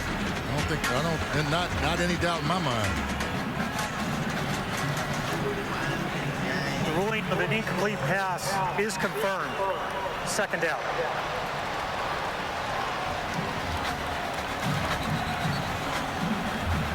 The good pressure. Hoko, excuse me. Nice job of getting there and getting home. The problem that they've had is getting pressure on the quarterback, and that's one of the things they've been talking about. That's the first hit on Tuioti of this game. So now second down and 10 after the incompletion. Still all 3 timeouts. Tuioti a yard shy of reaching 200 passing in the first half.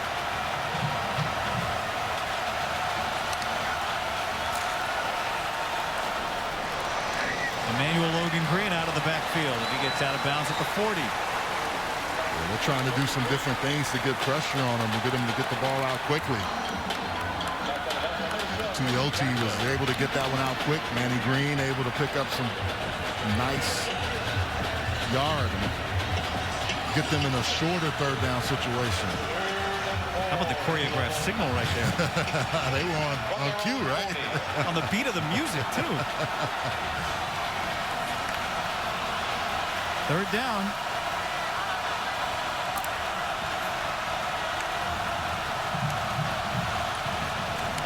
Fehoko flushes him out of the pocket again. That's an incomplete pass. This drive has been all for Hoko. He was like, I'm trying to get home. And then Lando Gray got his hand on it. Lando Gray back from injury. Those two guys were in his face. Did not give him a chance to set those feet at all. 42 and 90. Really coming quick. Nice. Actually knocked that ball down, Lando Gray. And so we're going to have another possession. How many possessions can we fit into the last 150? Here's Tyson Dyer, who had a 54-yard punt in his last time. This is Gaither.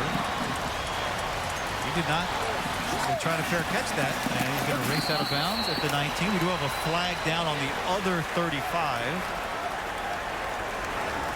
Gaither did a nice job of messing around there. Making the kick. Personal foul. Face mask. Number 46 of the receiving team. That penalty will be enforced half the distance to the goal. First down. He made you think he wasn't going to catch it or mess with it, and all of a sudden gets under and gets some yards. It's all for naught, though. Because it checked up on Tyson Dyer. Yeah, both of these teams have struggled in the special teams area with just playing clean in that area. You've got some penalties. You've got some balls that you can't get. 46 there. Christian Webb. Yeah, Christian Webb. It's a left hand. Yanks his face mask. So no timeouts, 107.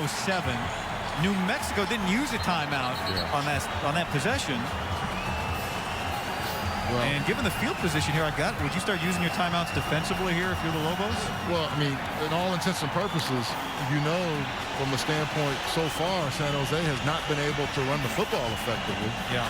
If they throw it, that stops the clock. So whatever you do, don't take those timeouts with you. The question is, do you throw if you're the Spartans? That's probably the better question. They've been doing it a lot and doing it effectively. Stark was thrown for 273 yards today, and out of his end zone, there's Holiness. And he stumbles forward for a nice gain on first down and gets him out of the shadow of the end zone. 7 different Spartans have caught a pass in this game. They're using the passing game to become an extension of their run game.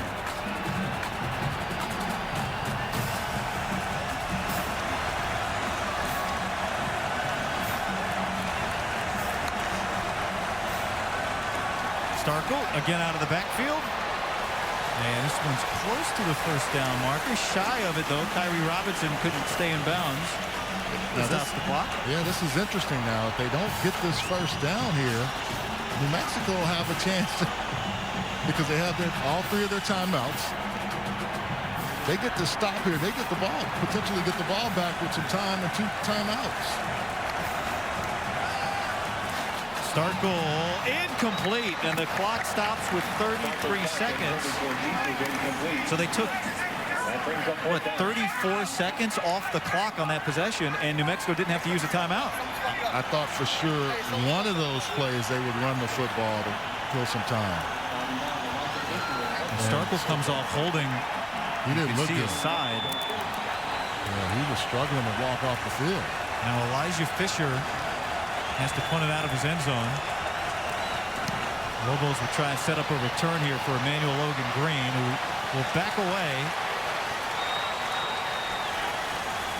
And so 3 timeouts and just over 20 seconds with the ball at its own 44-yard line. And meanwhile, they're checking on Starkel on the Spartan sideline.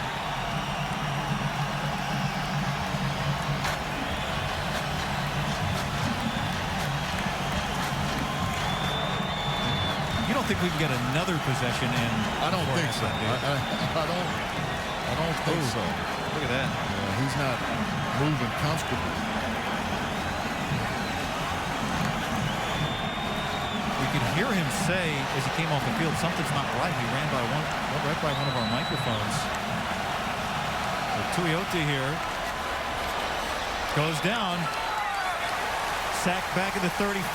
First sack of the game for San Jose State. That's got to feel like a big one. They've been trying to get there all game, and now they were finally able to get a sack. Looks like this is going to... Cade Hall got it. In this half. The story now is Nick Starkel. Yep. After a fantastic first half, Starkel 25 of 34, 281 yards and 3 touchdowns, and yet New Mexico right in this game. And we'll know early in the second half because San Jose State will have the ball first. Tuioti, a great first half in his own right, over 200 yards passing in this Mountain West matchup. Big hits and big plays so far at San Jose. Coming up next, it's the State Farm halftime report.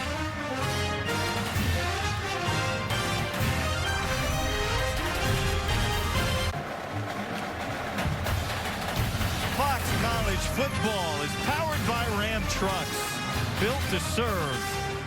As we get ready for this second half on this Halloween, a 21-14 San Jose State lead. And today's Ram Power Players brought to you by Ram trucks, built to serve. How about the connection, Charles Arbuckle, of Nick Starkel and Trey Walker? They have been simpatico, synergistic, whatever you want to say, they have done it. And that was a nice job by Nick Starkel of also getting it to Isaiah Hamilton, dropping it in the bucket. But this play right here, this is a big-time play by a big-time player. And then he sold it. And Nick Starkel is happy about that. Trey Walker, now it's the second year in a row he's on the Biletnikoff watch list, a couple of touchdowns. He only had 4 targets last week. He's got 7 catches, 11 targets so far tonight. The biggest issue, he's not looking good, though. Nick Starkel went out at the very end of the half, and his back, something, his lower half was bothering him, and Nick Nash is warming up right there next to him. And it certainly could have happened earlier than when he came off the field, but the play that preceded his exit was not a play on which he took contact. So there's the sophomore from Irvine, California, Nick Nash, who played last week against Air Force. The plan for him is just to have a package. They plan to work him into games anyway, but he has not thrown a pass this year. Nash did appear in 6 games last year, but primarily as a running threat, not as a thrower. So they wanted to bring him along slowly and give him some opportunities to work into the game plan. But this might be one of those situations that even if he doesn't play right away, he has to be ready. So let's look back. He's going to, that's Starkel there trying to throw the football a little bit and see how he feels. This was 2 series before he came off at the end of the half. And maybe it's that hit that later brought him off the field in pain. That's Cameron Miller. Who hit him. Yeah, he was starting to heat up. Cameron Miller was getting after him. And, you know, it looked like he was starting to finally get home to Nick Starkel. So here's a young man who started his career at Texas A&M, played 3 years there, then a graduate transfer to Arkansas last year, then decided he was going to transfer again. Didn't think that he'd necessarily be able to graduate transfer again to another FBS program. He told us, I thought I might have to go FCS or maybe to the CFL or try and make it to the NFL.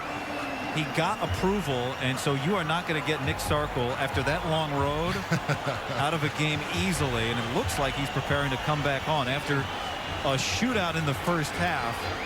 One thing, guy, between he and Tavaka Tuioti. Sorry about that. Yeah, the one thing that the Spartans have to do a better job of is to protect Nick Starkel or whoever's playing quarterback. That 26 yards has to change in this half. That's been their thing. They haven't been able to run the football effectively, and that must change in order, no matter who's playing quarterback, in my opinion. So the Spartans will start with the football here in the second half. Shamar Garrett, the true freshman, spinning his way near the 30-yard line. And take a look at how good they were in the first half. San Jose State on offense. 3 straight big strike touchdown drives, and it will not be Starkel. So he's going to walk off. You saw him pat Nick Nash on the back and send him in. And you know this has got to be painful physically and emotionally for Starkel to have to come out of this game as well as he was playing. So now Nick Nash, who threw 17 passes last year. That's the total for his career, and flags fly before he can get his first play of the night off. Always happens when you have another quarterback. The cadence is a little different. False start. Number 62 of the offense. 5-yard penalty. Still first down. And you think about it, these guys didn't get to practice that before the half. It always happens at the next guy comes in. It's always you're a little bit anxious to protect him, but you also have to get his cadence, get his rhythm, because you've been in rhythm with Nick Starkel this whole first half. So now behind the sticks is Nash. He's going to run it. And he gets about 3 yards back.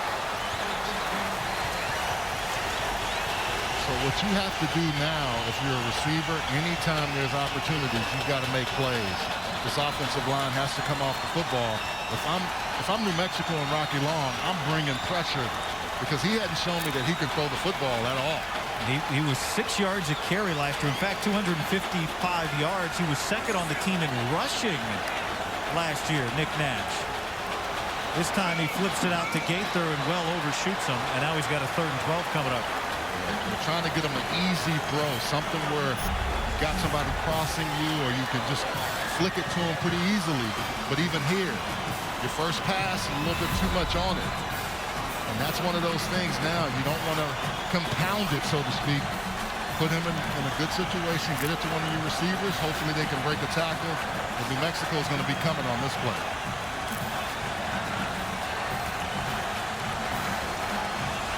Devin Sanders showing pressure, and he comes. Good protection. Nash cannot get away from this Lobo defense, and so off of the bench comes Nick Nash and a 3-and-out for San Jose State. The guy, Trey Walker, had a chance to block Antonio Hunt to potentially give Nick Nash that first down. He couldn't get back and peel back, and that was Antonio Hunt who made that tackle. Elijah Fisher to punt it away. Emmanuel Logan Green is back. And he's going to back off of what was initially a short kick. Takes a small Spartan bounce. It goes out of bounds at about the 30. A 36-yard punt from Fisher. This changes the game a little bit. You can see early on there was some struggles with New Mexico, and then they got their rhythm going. See what they can do out of this on this first drive. Tavaka Tuioti, who has one 300-yard passing game under his belt in his career, threw for 205 yards, over 17 yards per completion in the first half for Tuioti. He's going to throw. And now he'll pull it down with some space. And he lunges for about an 8 or 9 yard pickup. Yes, Darden coming in late, but he's able to do that. That's what, if you give him a little bit of space and he sees it, that 9 yards gets huge. Look at that dual threat number, one of just 7 FBS quarterbacks last year with over 1,400 yards passing and over 5 yards a carry. He'll give it off here. This is Emmanuel Logan Green again. The pursuit is waiting for him. Tyson Parker with another tackle. This defense just does a really nice job if you try to get outside. Watch all these blue jerseys work you just keep contained, you get everybody flowing and filling to the football and making tackles. But 3rd and short is easy for New Mexico. How about that? Bobby Cole didn't encounter a defender until he was 16 yards down the field. They got them with the quick snap. They're going tempo again, and that's what got them going in the first half. Everybody on the inside, Cole sees outside, he's able to pick up a nice game. It was 19 yards in total. Here he is again. Good hole for Cole down inside the 40. This defense is tired. You can see him getting pushed back. And I think that pressure and that, you can see guys' hands on the hips already. This is early in the half. San Jose State has hit 3 big home run plays, and yet New Mexico has just refused to go away.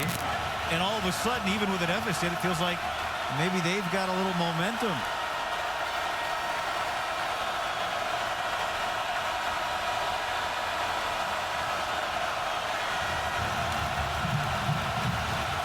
Another handoff. And that time Parker, the first man there. A flag is down. Hadari Darden also in the backfield on Davon Vigilant. Let's check on the flag. Tyson Parker was waiting to play this week. He was anxious. Number 28. Didn't get a lot of work last week because of option football. Seen a lot of Mike Catone tonight, our referee. And you got Holding number 78 of the defense. 10-yard penalty from the previous spot. First down. Wow, that's the 7th penalty against San Jose State in this game. And that's when we just talked about your defense getting tired. You're just reaching out. You're trying to keep those linemen from moving. You got to let go at some point. He can't climb to the next level. That's why Tyson Parker was set free. Soani Toya committed that penalty. So it's the team that didn't play last week that's been cleaner from a penalty standpoint. New Mexico just with 2. The tight end Marcus Williams faking the block, and then he comes out and catches the pass from Tuioti, and he gets cut down inside the 10-yard line. Nice adjustment from the big man. Nice play design, too. They really show everything in front of you, get the defense going. You see Kyle Harmon and everybody else, and that gets Marcus Williams wide open. And on first down, they hurry to the line, but not much movement. Yeah, I would say if I'm New Mexico and I'm Derek Wareham, I'm tempo. I'm going tempo the rest of this quarter because it seems to get them going, but also doesn't allow San Jose State to settle down and really make their calls and make their adjustments. First year as a coordinator for Wareheim. Last 3 years he spent at Texas with Tom Herman, was the Houston offensive line coach for 2 years prior. He's got Jordan Kress in the backfield with Vigilant. It's going to be Kress that takes the handoff, looking for the pylon, and he is down at the half-yard mark. Oh. I want you to watch this block by 11, Cedric Patterson. You may not get a chance to see it because they're going quick snap. Now Kress remains in the game. Vigilant the back. Vigilant, no, Tuioti! He lunges in! And New Mexico marches right down the field on its first possession of the second half. Tuioti with great ball skills right there. You've got everybody thinking I'm handing off. No, I'm going to pull out. Watch this. Great design. And he sees that guy coming down hard and knows if I take it, I'm scoring 6. This was all set up, I think, by tempo and then the ability to go fast and keep that San Jose State Spartan defense off balance. It's now George Steinkamp, who met with the coaches in the spring, asked to walk on. We'll have an opportunity for a point after, depending on this review. Remember, all scoring plays are reviewed. If as Mike Catone goes to the headset.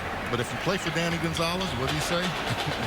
we're gonna play fast and furious. We're gonna be physical. Cedric Patterson, the play before the touchdown with an outstanding block on the edge to allow Jordan Press to get out there and almost score.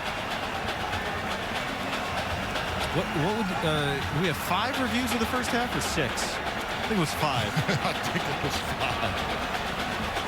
Maybe there's some question as to whether. And I understand everything has to be reviewed, but a lot of times they will make the call and go forward. We're getting a review. Let's see. Let's see here.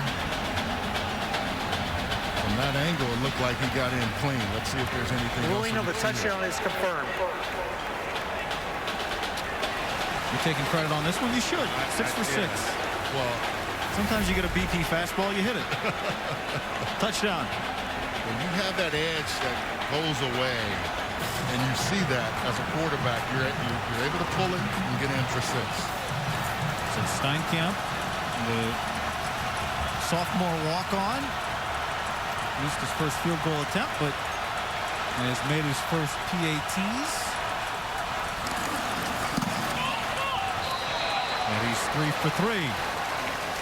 Tie football game. They came out of the locker room, 7 running plays and pounded it down the field to knot it up.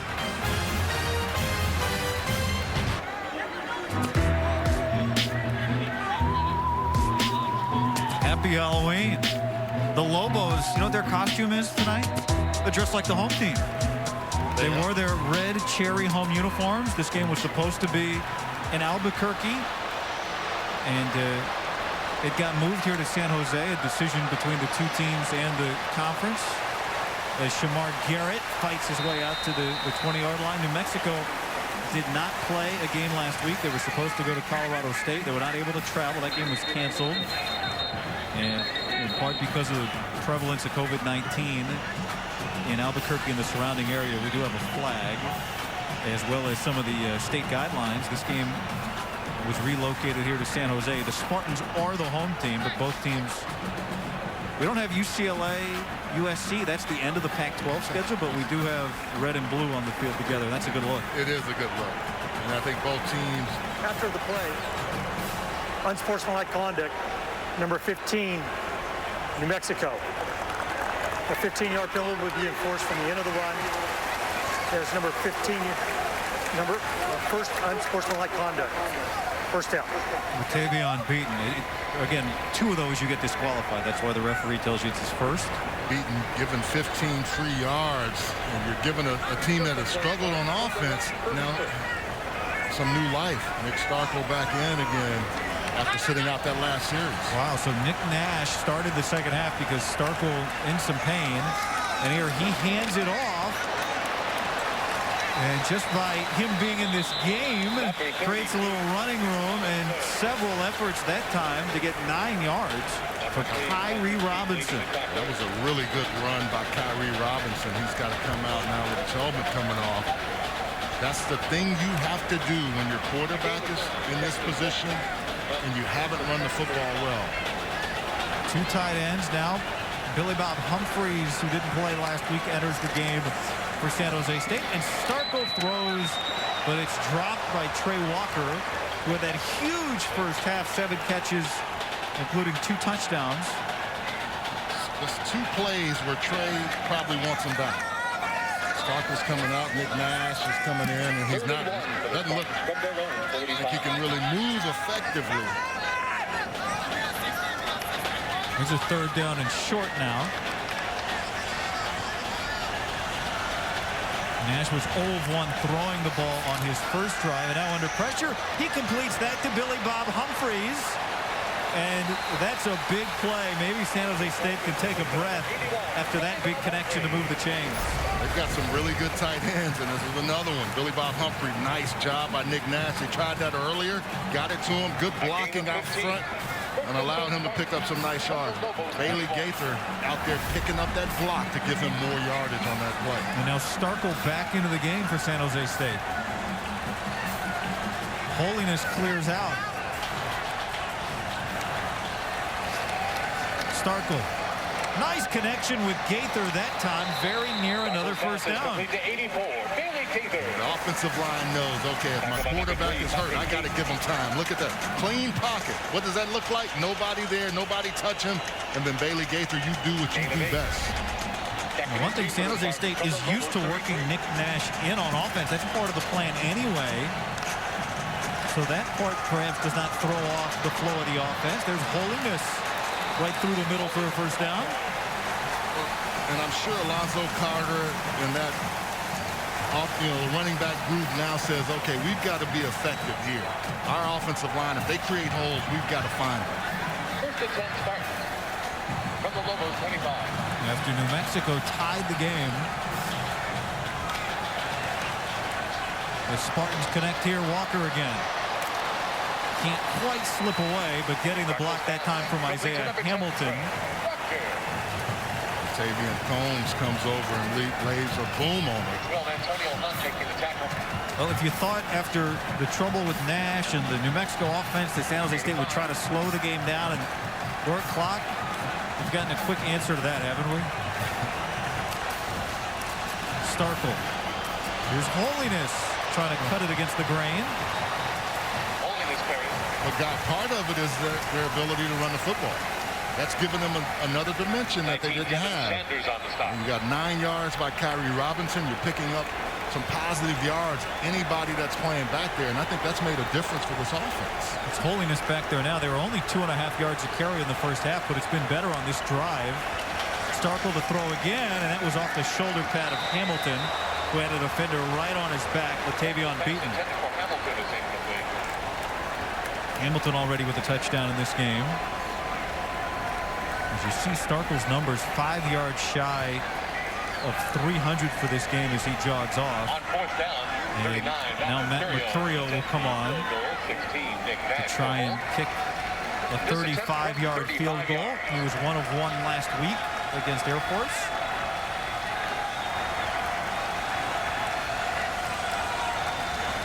He did hit the goalpost on an extra point in the first half. But that's true. And so San Jose State gathers itself and gets back in front. 8 minutes to go here in San Jose in the third quarter.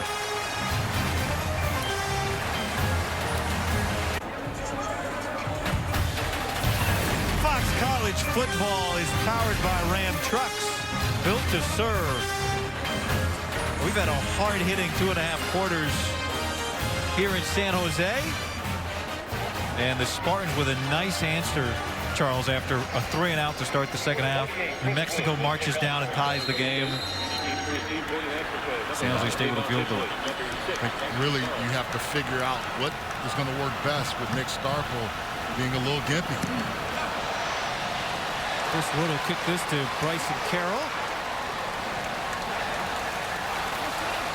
He'll get up to about the 23. Do you think we'll just see more of this kind of rotation of quarterbacks, Nash and Starkel from the Spartans? I would think so, unless his back feels better. I would think, especially in situations where you need possible legs to run, they would do that. And they already have a package for him, which works in their favor. Did we get a hint on the last drive that maybe New Mexico is going to try and wear out the Spartan defense in the second half? Really look like it. I mean, right away you can see everything is a run threat, and that line coming off, no blue jerseys, knocking them off the ball. It was an 8-play scoring drive, 7 rushes on that drive. And you know, we talked to Danny Gonzalez, the new head coach, making his head coaching debut at his alma mater, New Mexico. It's really a great story. Of course, longtime assistant for Rocky Long, but he spent the last 2 years as an assistant for Herm Edwards, the defensive coordinator of ASU's defenses, and he helped it make great strides. And he picked up a tip that was painful for him to learn, but really helped him here these last few months. Second down and long. Tuioti steps away from pressure, and now he's just going to race for the stick, and he's going to get there. First down. Good run by Tavaka Tuioti. And Herm Edwards runs an NFL-style camp, right? Ones versus ones, not the scout team, and no hitting. And Danny Gonzalez told us it was miserable to not hit. but I think it's helped him with what they are going through right now. He and Rocky Long, because they're both physicality guys, and it allowed them to understand what they needed to do to get this team prepared to play football. He was forced into treating it like a pro NFL practice, which is what Herm Edwards had done for 2 years at Arizona State. Big, strong run there. I also think you can see the freshness of his players now that they're in the rhythm of the game. And that offensive line is taken over. And they're really running a lot behind the Outland watch list candidate, T-Tan Saltis. Big, massive man at 6'6", 322 at the right tackle. Honorable mention all league last year with Saltis. Second down and short.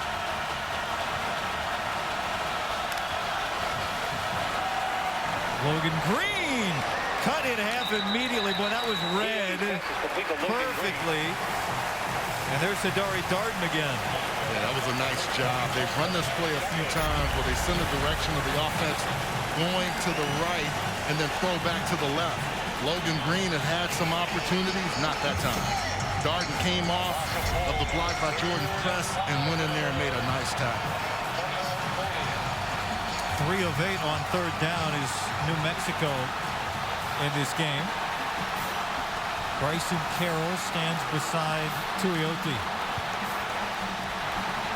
The big tight end Williams in the slot at the bottom. Tuioti pulls it down. Misses the first tackler, but then the Spartans swarm. Ali'i Matu'u, the first man there. Tu'u right on point in that play. That's the one thing when you have a quarterback that can move. If the first guy missed, we gotta have the rest of you coming to make sure you secure everything. Mata'u has made a couple big plays in this game on defense for San Jose State.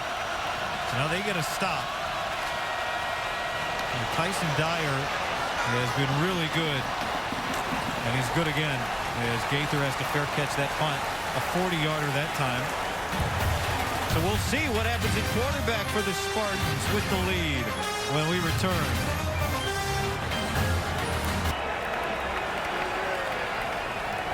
Take a look at the stickers on the back of the San Jose State helmet. You see on the left there that first logo. That's the logo of the POC committee, the People of Change, voted upon by the teammates in Black Lives Matter, taking on issues of social justice within the team and the community. And also you saw the green H to appreciate Humboldt State, the San Jose State's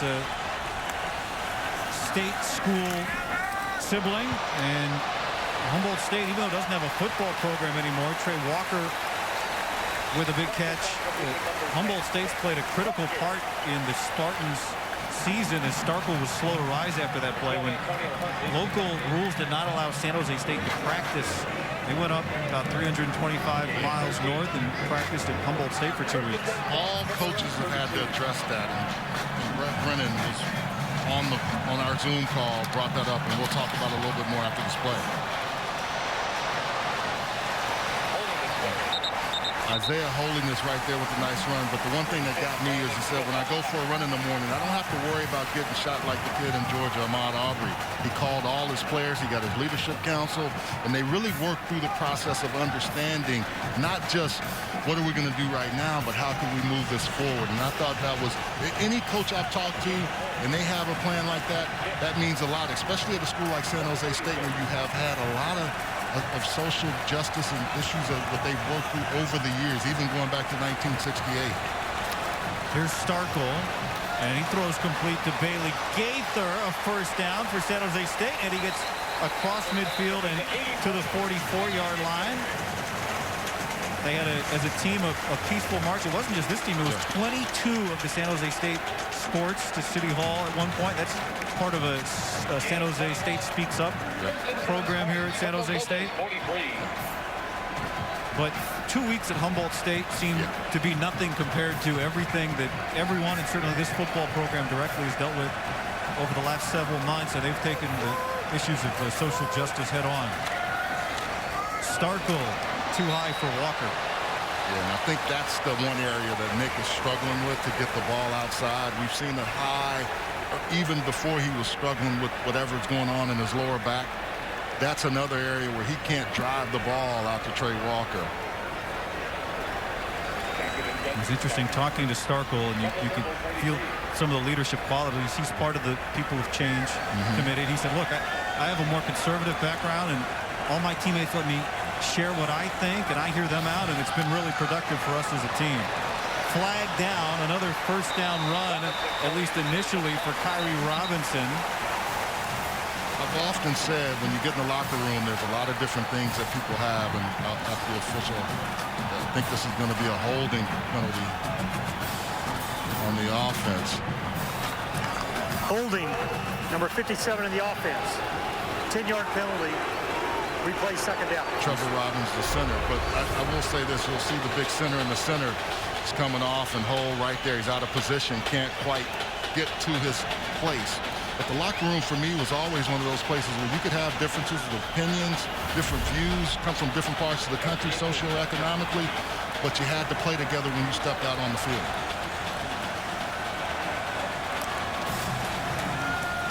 Starkel trying to set up a screen, and he does get it off to Holiness, and he gets chased down. The pursuit initially from Cameron Miller. You know, one thing Danny Gonzalez told us about his defense, I don't know how we're going to play, but if we all run as hard as we can to the football, that's going to be a good start. That's why I'm laughing, because you see that innate. Football players know, okay, if I'm hungry, I got to eat. And the way you eat is you get a tackle if you're on defense, right? They're all flying to the football. Now third down and 14. You don't want to be the guy on film tomorrow and they say, hey, why weren't you running to that's because that's effort. That's all that is. New Mexico, they teach their defensive players not to break down, but to run hard through the ball. Starkel, third and long, and that's knocked down. The pass broken up by Devin Sanders, and that will force a Spartan punt. Broken up by 19, Devin Sanders. Nice play by Devin Sanders. Starkel looking over, and Trey Walker is the guy he wants to go to. He had high-low on him. And just a really nice play of turning around, spinning, 19, getting that hand out, knocking the ball down. It's almost like they had a bracket on him with Devin Sanders underneath and Jarek Reed over the top, really paying attention to number 10. So back-to-back stops from these two defenses as Fisher now angles this one down towards the corner. And a fantastic punt down at the 1-yard line. Right on their own goal line. That's where New Mexico will start under this Halloween full moon.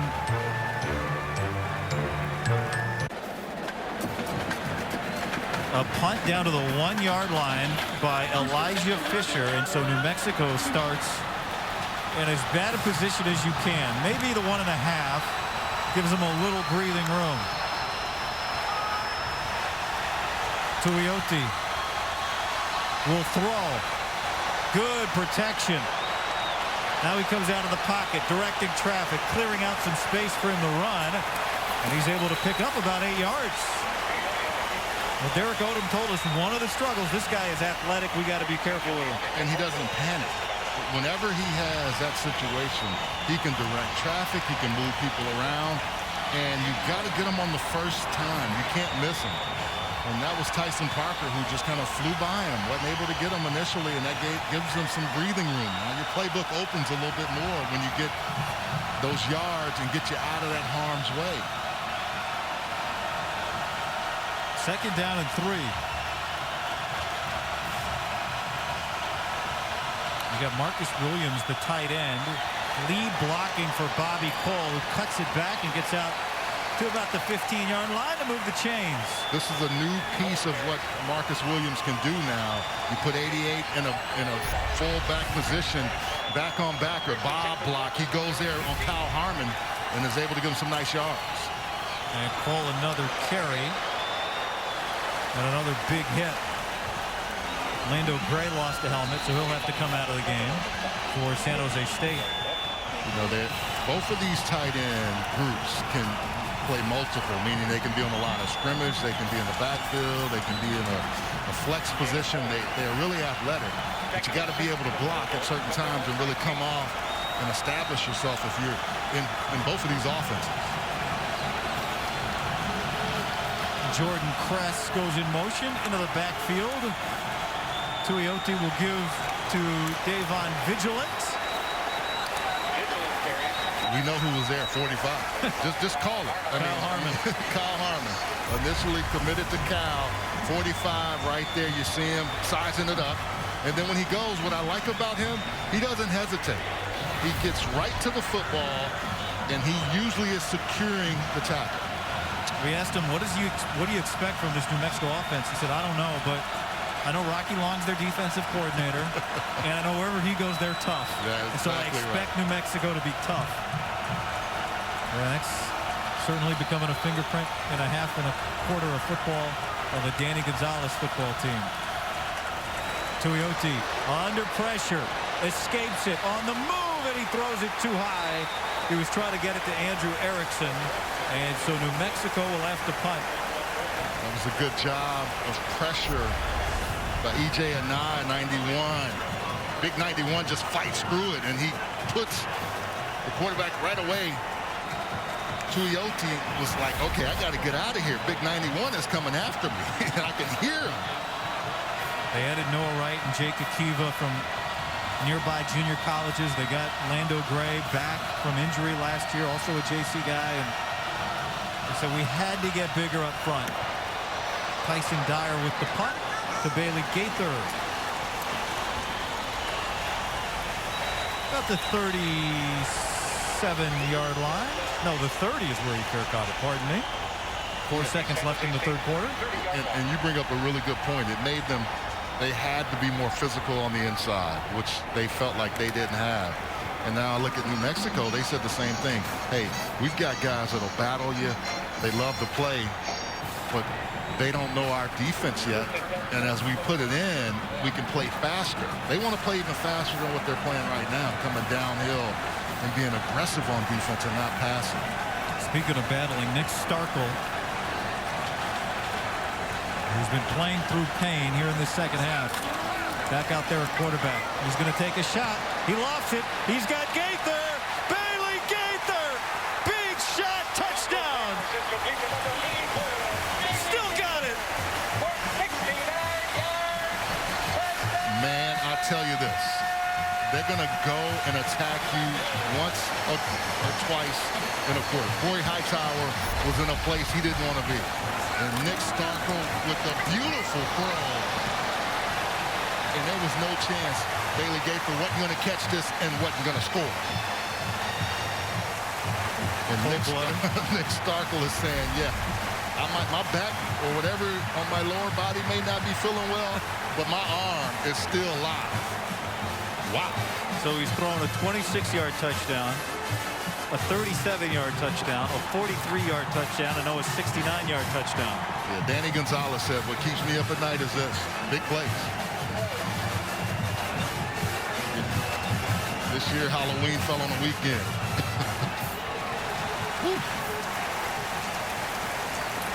A penalty after the play during the celebration on New Mexico. So that will apply on the kick as Mercurio comes on for the point after.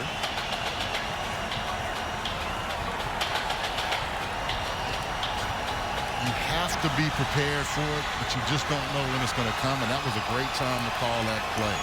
Flag down. Kick is good. Offsides on the defense.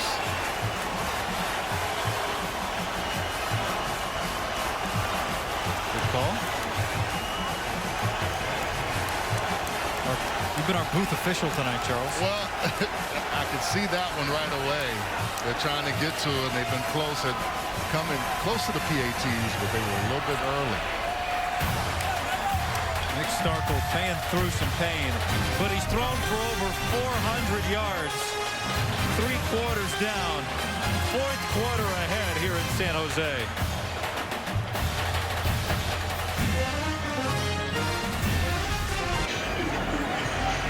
Look at our game summary through 3 quarters of football. 3 touchdowns for Tavaka Tuioti, 1 of them rushing. Nick Starkel, his 5th career 400-yard passing game, his first as a Spartan, and this was the last one, a 69-yard connection with Bailey Gaither, his 4th touchdown today. Look at that offensive line holding up. And then Corey Hightower, one of the Wolf backers, in a bad spot. Wolf safety, excuse me, just not able to stay up with Bailey Gaither. Kicking off from midfield because of the post-touchdown penalty, but a flag is down. Essentially offsides on the kicking team, where the flag was thrown anyway. And that's changed where you can't take a full sprint now. You have to wait for the kicker to get into a certain position before you take off, which has made it a little difficult for those, those guys on the kickoff team on the run down. There's no foul for offsides on the kicking team. All right, thank you. I'm glad we had a chance to talk about the rules.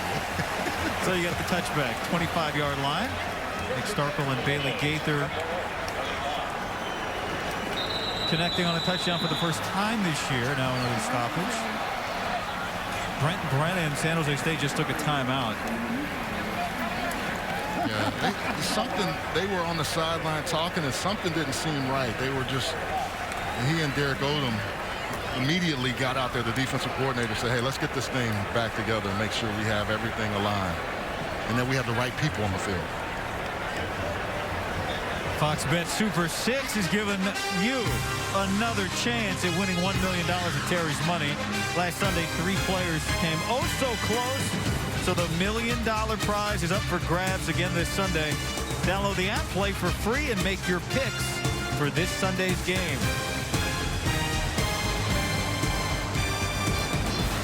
Really important drive if you're New Mexico, because the way this offense has been able to be explosive, New Mexico's had to work so much harder, but now they have to find a way to get into the end zone and try to get back that and a field goal to tie this game up.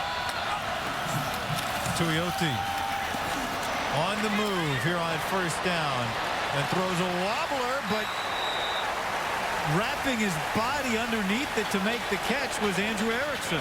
Yeah, the ball sometimes doesn't come out clean, but his guys are able to track it and make great catches on it. That was a nice job again by Andrew Erickson.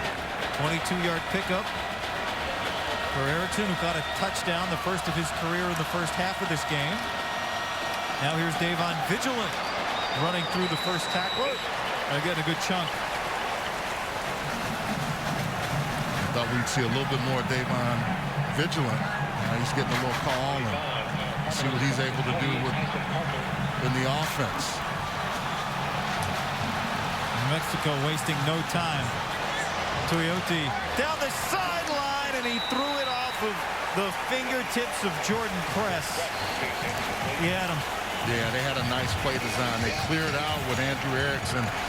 Tailback goes outside, Vigilant, and then just in that little area, he was trying to find him.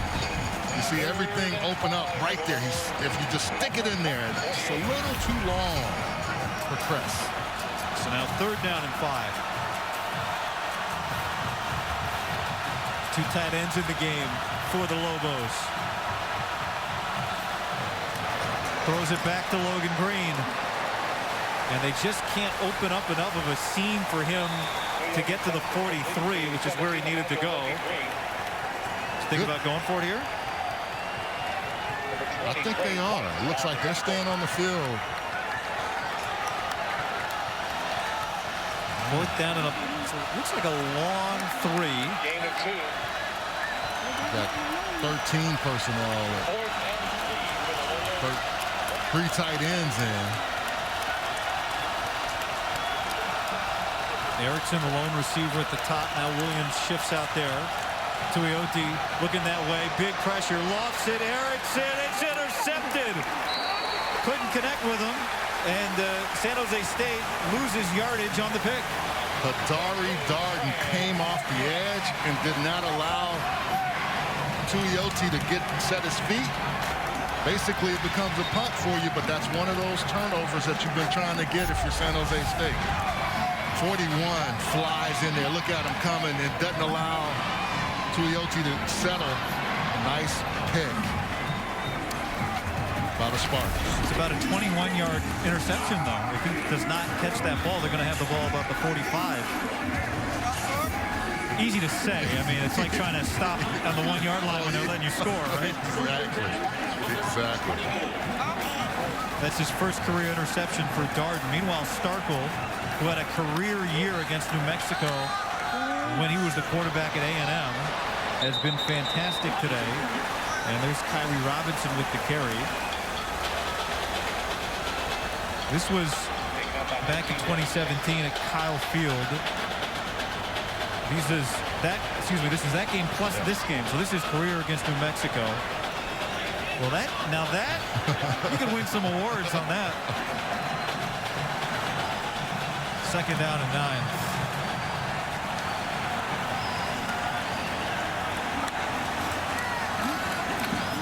He wants Gaither, and he finds a spot, comes back to the football, and now he's racing down the sideline.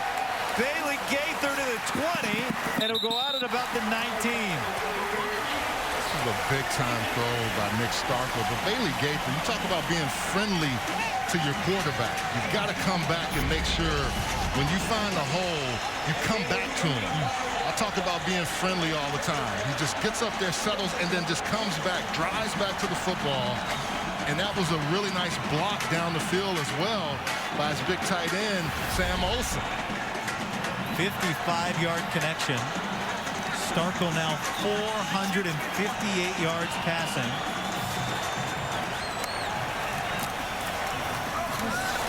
This is Kyrie Robinson who stopped. How about, you know how many times San Jose State's been in the red zone and they're not, they just got on there. This is the 2nd time they've been in the red zone. The 2nd time? Wow. They've had some explosive plays tonight. And just said, hey, we're not going to worry about the red zone, even though we've been pretty effective there. Coming in, they were 3 for 3 in the red zone, and then 2 for 3 for touchdowns coming into the night's ball game. They've just been hitting home runs. Yeah.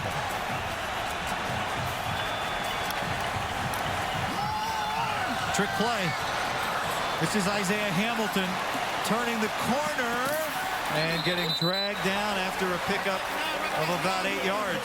Great hustle by Jared Reed, because I thought that play was going to get more yardage, but number 9 sniffed it out and really just stayed with the other number 9.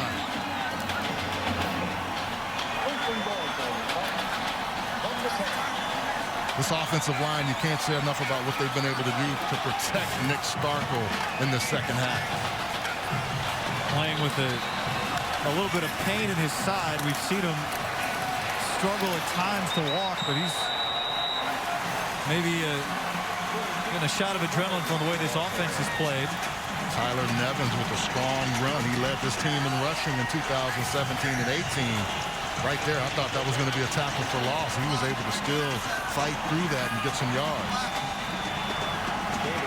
Trey Walker already with 2 touchdown catches. He's the receiver at the top of the screen. And now they're going to slow it down a little bit, take some clock. No need to rush right now with the lead that they have. Nevins is the back again. Pressure from New Mexico. Nevins stays on his feet, and he gets down just shy of the goal line. And it'll be 3rd and goal from inside the 1. Sorry about that, guy. This offensive line, they climb to the 2nd level real nice. Look at that, just moving people around. Derek Deese Jr. and the left side of the line of scrimmage is just moving guys out of the way. Nevins again. Nevins churning, reaching. No signal yet. And he's down shy of the goal line. He didn't get in. So now it's 4th and goal. That 2nd effort sure looked like he got in. Let's see here. Good offensive push. But Brandon shot with a nice, came in and just really did a good job there.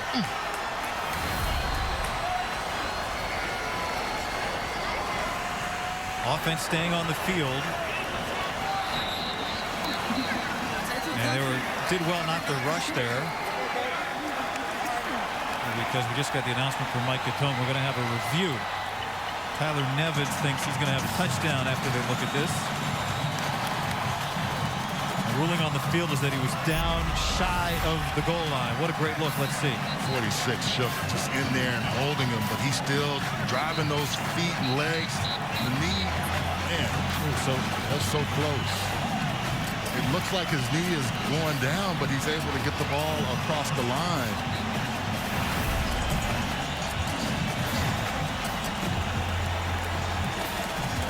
Yeah. Let's look at that view again.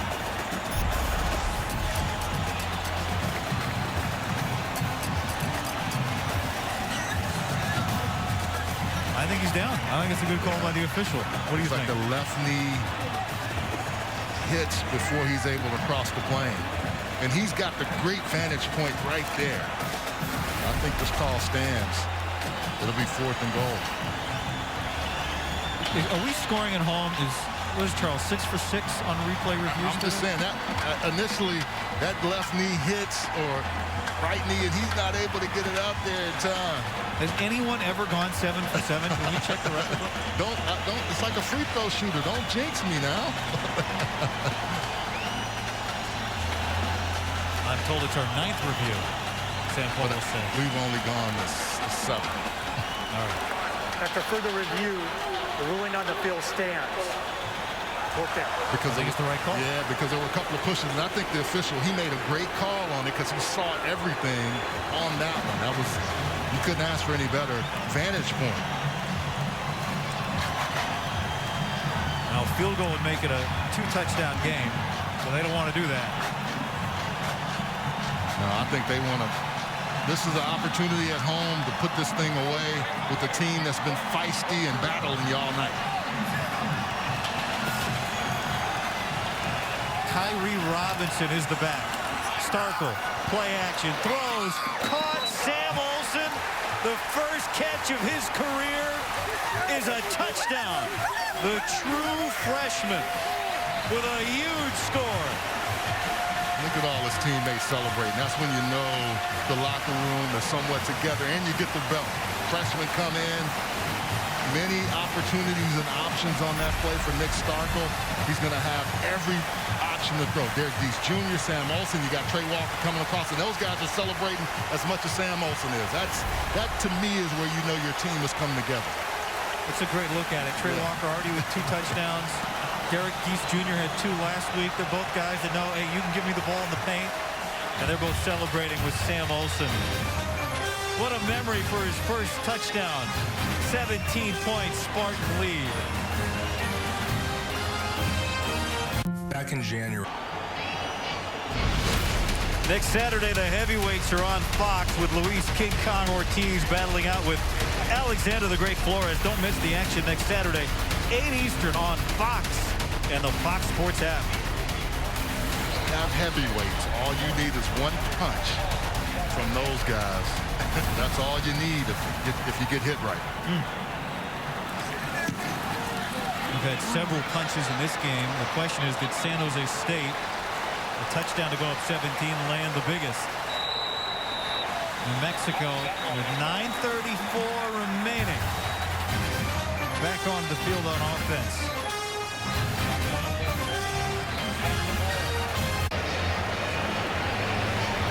Millions of kids nationwide are without their normal access to sports and play due to COVID-19. That's why Fox Sports and Good Sports are restoring play for kids and programs that serve them through donations of brand new sports equipment. Text PLAY to the number on your screen to help kids keep in the game. Big possession here for New Mexico. They tied the game not all that long ago, it feels like. And then San Jose State bounced back offensively. Tuioti with a first down run. Kyle Harmon again with a huge hit. Tuioti, when he decides to run, he's able to pick up yards. Usually he's able to get down, but Kyle Harmon lays the boom on him. Over 5 yards to carry in this game for Tuioti. Now he wants to throw. Pointing, pulling it down. Another first down. Still up the sideline and finally gets knocked out. The problem is they're only rushing 3 and they've dropped 8. but there's nobody really paying close attention to the quarterback. New Mexico in a rush after that 26-yard pickup. Tuioti. This time he will throw, and too wide for Jordan Press. And this game is far from over. San Jose State defense, you better stay after and make sure you protect any running lane. Tuioti seems to always find them and know where to go when he takes off and runs with the football.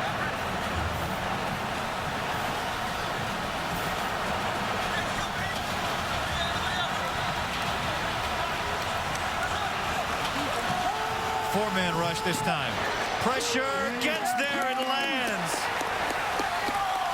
Fehoko with the sack. Fehoko had been getting closer and closer and closer, and that time he got there. 12 career starts before the night. Just a guy that's got a great motor. Second sack of the night for the Spartan defense. And all of a sudden, after two big runs from Tuioti, it's 3rd and 20.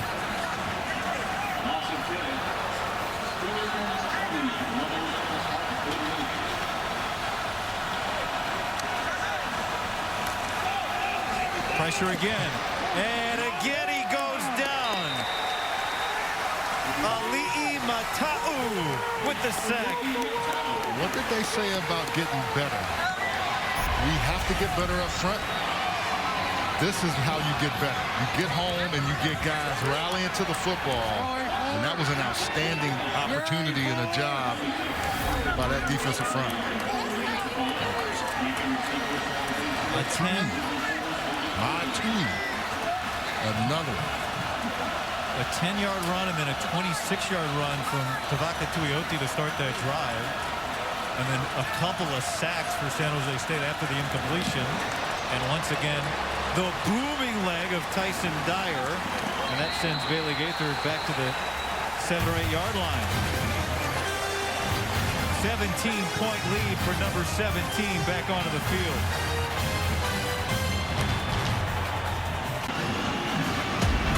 Coming up next on FS1, the final game of a huge college football Saturday kicks off. Nevada and UNLV, a Mountain West and in-state rivalry. Keep it here on FS1.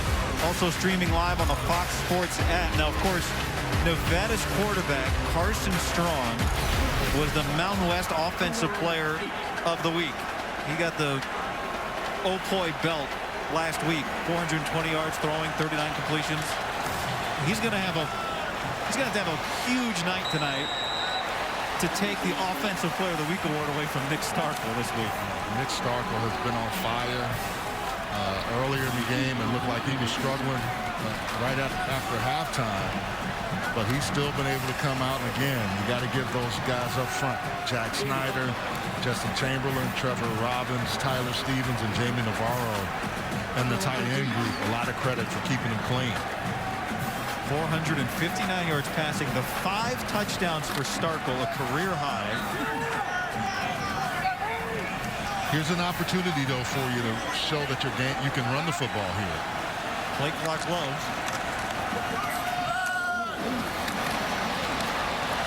Tyree Robinson makes it a 3rd down and about 3. Cam Miller said, okay, I'm tired of you running now. Let me hold you up for a little bit.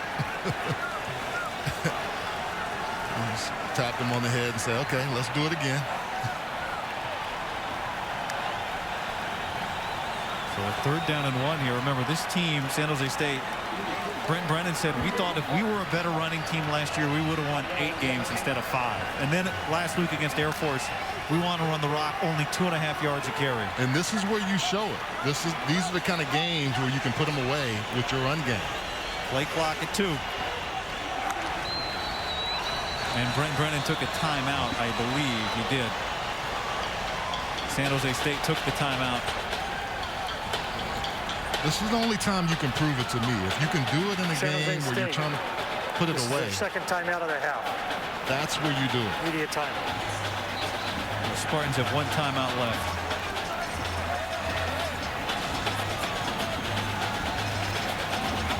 not altogether that bad because I don't know if they were going to get it off in time. It was really going to be close. Brent Brennan thinking better safe than sorry. And part of that was maybe he didn't like, you could see Nick Starkel talking about whatever adjustment he had made. But they'll have another shot at it. They'll be on the field here. Big 3rd and 1 coming up with 5:44 to go.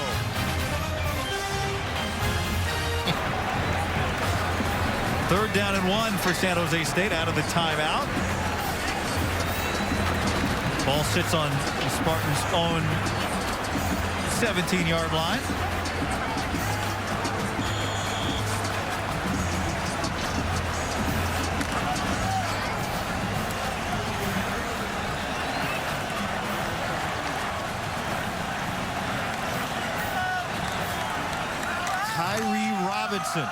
No, it's Tyler Nevins who gets the handoff. And the big back gets the first down. What you want to do is go on the 4-minute offense. And these are the kind of plays where you want to see, okay, we haven't run the football as effectively as we want to, but how do we finish the game if you're San Jose State? If you're New Mexico, you want to do everything you can to get that ball back. You still have all 3 of your timeouts.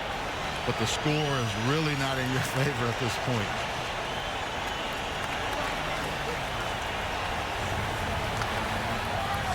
New Mexico tied the game at 21, just under 11 minutes left in the 3rd quarter. Yeah, but it's been all Spartans since then. Here's Tyler Nevins again. The clock ticks under 5 minutes remaining here in this 1st quarter. Remember, San Jose State will play short week at San Diego State Friday. Brady Hoke back in charge, of course, of the Aztecs. Took over after Rocky Long retired for those 19 days before he came back as New Mexico's defensive coordinator. So they're going to see the 3-3-5 defense again. Meanwhile, for New Mexico, they're going to go home. Then they'll drive on Monday after they get tested to Vegas. And they'll spend the week preparing in Las Vegas before they go off to Hawaii. Tyler Nevins fighting. You're in a situation where you have to do everything you can to get your guys prepared and up to speed. And they knew this was going to be a tough test for them. And talking to, the coaching staff and the players, the San Jose State team beat them last year. They wanted to come out and compete. They wanted to win this game. Just didn't have things fall in their favor, and they gave up too many big plays, like they were concerned about what they talked about from the very beginning of the week. Andy Gonzalez making his debut, the Albuquerque native, his first day as a head coach, and a false start up front. Trevor Robbins, the center.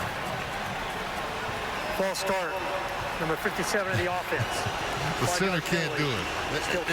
And I'm laughing because I could see him moving, and once he got started, the ball was still on the ground, and as a lefty, everything was going to his right, and his hand was still on the ball to his left. Very rare that you see a lot of left-handed centers also, which is one of the things that was interesting. So he has a special place in your heart. You lefties stick together. We do. Third down and 11 as Isaiah Holiness comes onto the field for San Jose State.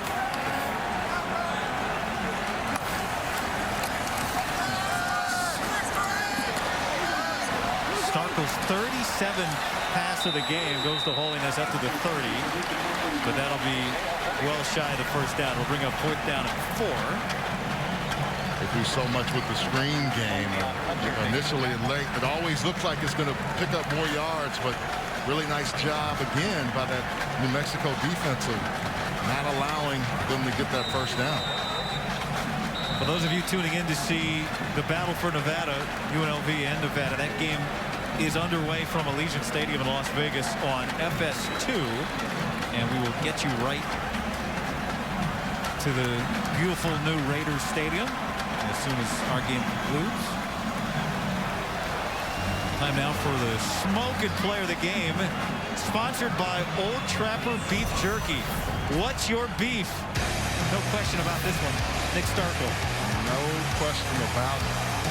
Had the hot hand the last time he played New Mexico and picked up right where he left off. Just finding receivers open. A little bit his back or something was bothering him, but not his arm. His arm was wide alive, and he was able to get the ball to a lot of different weapons today. He has 176 yards of touchdowns thrown. A 37-yarder, a 43-yarder, a 26-yarder, a 69-yarder, and a 1-yarder. 35 yards per scoring pass as Fisher comes on to punt. And Logan Green with the fair catch. It's just an incredible story. And we mentioned we talked to Nick Starkel, his college career in some ways mirroring his life, right? Son of an Army dad and a Navy mom. He's moved all over the country. He actually lived here in Northern California for a few years. They moved to New Orleans. A month, he told us, before Hurricane Katrina hit, so they had to move in with family. And he says he does think it's why, despite the fact that he started at A&M, then went to Arkansas, and now here, it's part of why he's such a good leader, because he and his older sister Lexi often joke that they never had the opportunity to be the quiet kids in class or in the neighborhood. They couldn't be introverts. Because they wouldn't have made friends. Exactly. They had to show everybody who they were right away. Tuioti was sacked twice on the previous New Mexico possession, and he's under duress that time. This defense knows all he has to do is throw the ball every single time. They're going to be coming after him, no matter who they put in. Let's get to the quarterback. So, look, we know New Mexico, they're up against it, right? They may not be at home. We know they're not going to practice at home next week. The local rules don't allow. They'll be in Vegas. Then they go to Hawaii, where their following game is. It's supposed to be at home. We don't know yet. Tuioti on the move. But you have to believe the fact that their game last week was canceled. This was supposed to be a home game, was moved. All these things are certainly challenges. What do you like from what you've seen this first edition of Danny Gonzalez? I like that they compete. I like that they come out and fight you. I think there's some things on offense that they're going to have to keep improving on. But from a defensive standpoint, they were without guys. They had 6 new defensive starters. And to come in and battle the way they did, you got to take that and use that as a good foundation. Jordan Kress catches that one for a first down. A third down conversion. A nice throw from Tuioti. Under 2 minutes now remaining in regulation. Danny Gonzalez and Rocky Long and that staff, they're not going to sugarcoat it either. They're going to tell guys, look, this is what we need to do. But I think they understand it's a process, and it wasn't going to happen overnight. But it gives you a starting point. Tuioti dumps it off this time to Bryson Carroll. Another first down across midfield. Danny Gonzalez has made no secret about what his goal is. He says repeatedly, we are going to win a 5th conference championship before I die at New Mexico. He spoke it, and he said, these guys got to believe it, and we're going to get it done. And I think a lot of it goes back to their past, their present, and their future. And I think that's the one thing that we're seeing now. How are you going to fight even when we're down and we have no chance to win? These are the kind of things that you look at as a coach and a player to say, we're not going to ever quit.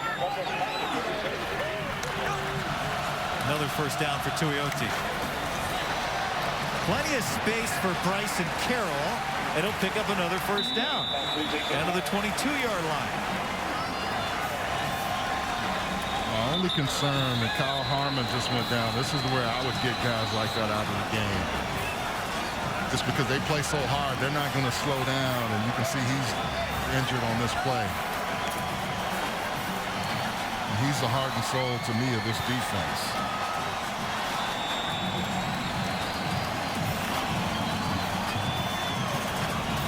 They check on. Now Harmon's going to sit up. He was the centerpiece of such a physical game last week, and he has been everywhere, leading the team, a career-high 13 tackles, including a tackle for loss for Kyle Harmon in this game.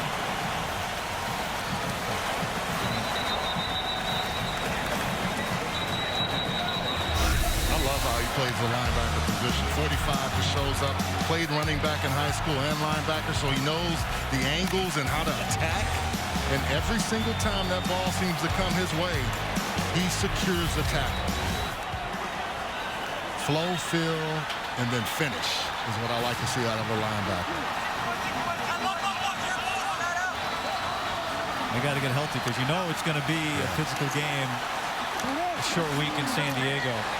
Tuioti into traffic that time. A big hit delivered. Cedric Patterson took the crunch. I'm going to tell you, Nehemiah Shelton isn't a big guy, but he will come up and hit you. That's not the first time on film I've seen him. Even against Air Force, he was coming downhill at the cornerback position. Watch 23. He's not afraid to just, and it's a clean hit.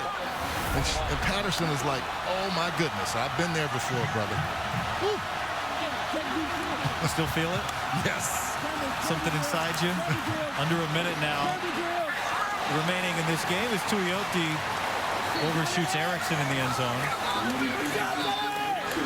Yeah, Tuioti is running for his life now. Just trying to find a way to get that ball to somebody to score. I think if you're the defense, you're doing everything you can to keep them out of the end zone. Only 6 points last week against Air Force, and you're hoping if you're the defensive group to keep them to 21 tonight.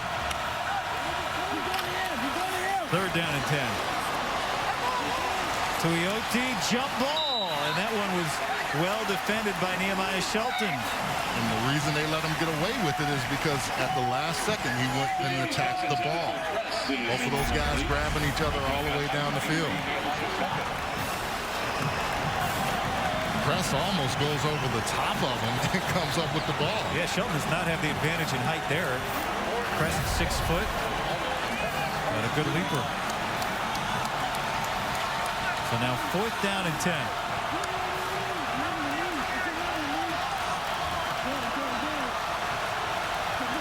Tuioti in this game almost 300 yards passing.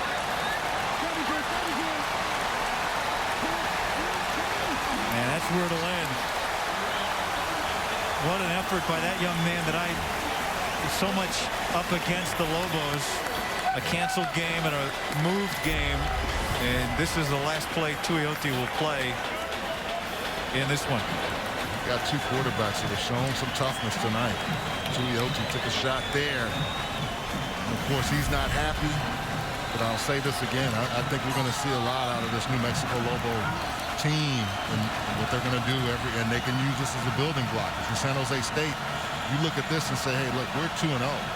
They matched last year's conference win total tonight, Charles. Exactly, and I think that's the key for them, thinking the best playing football guy is what? Victory near.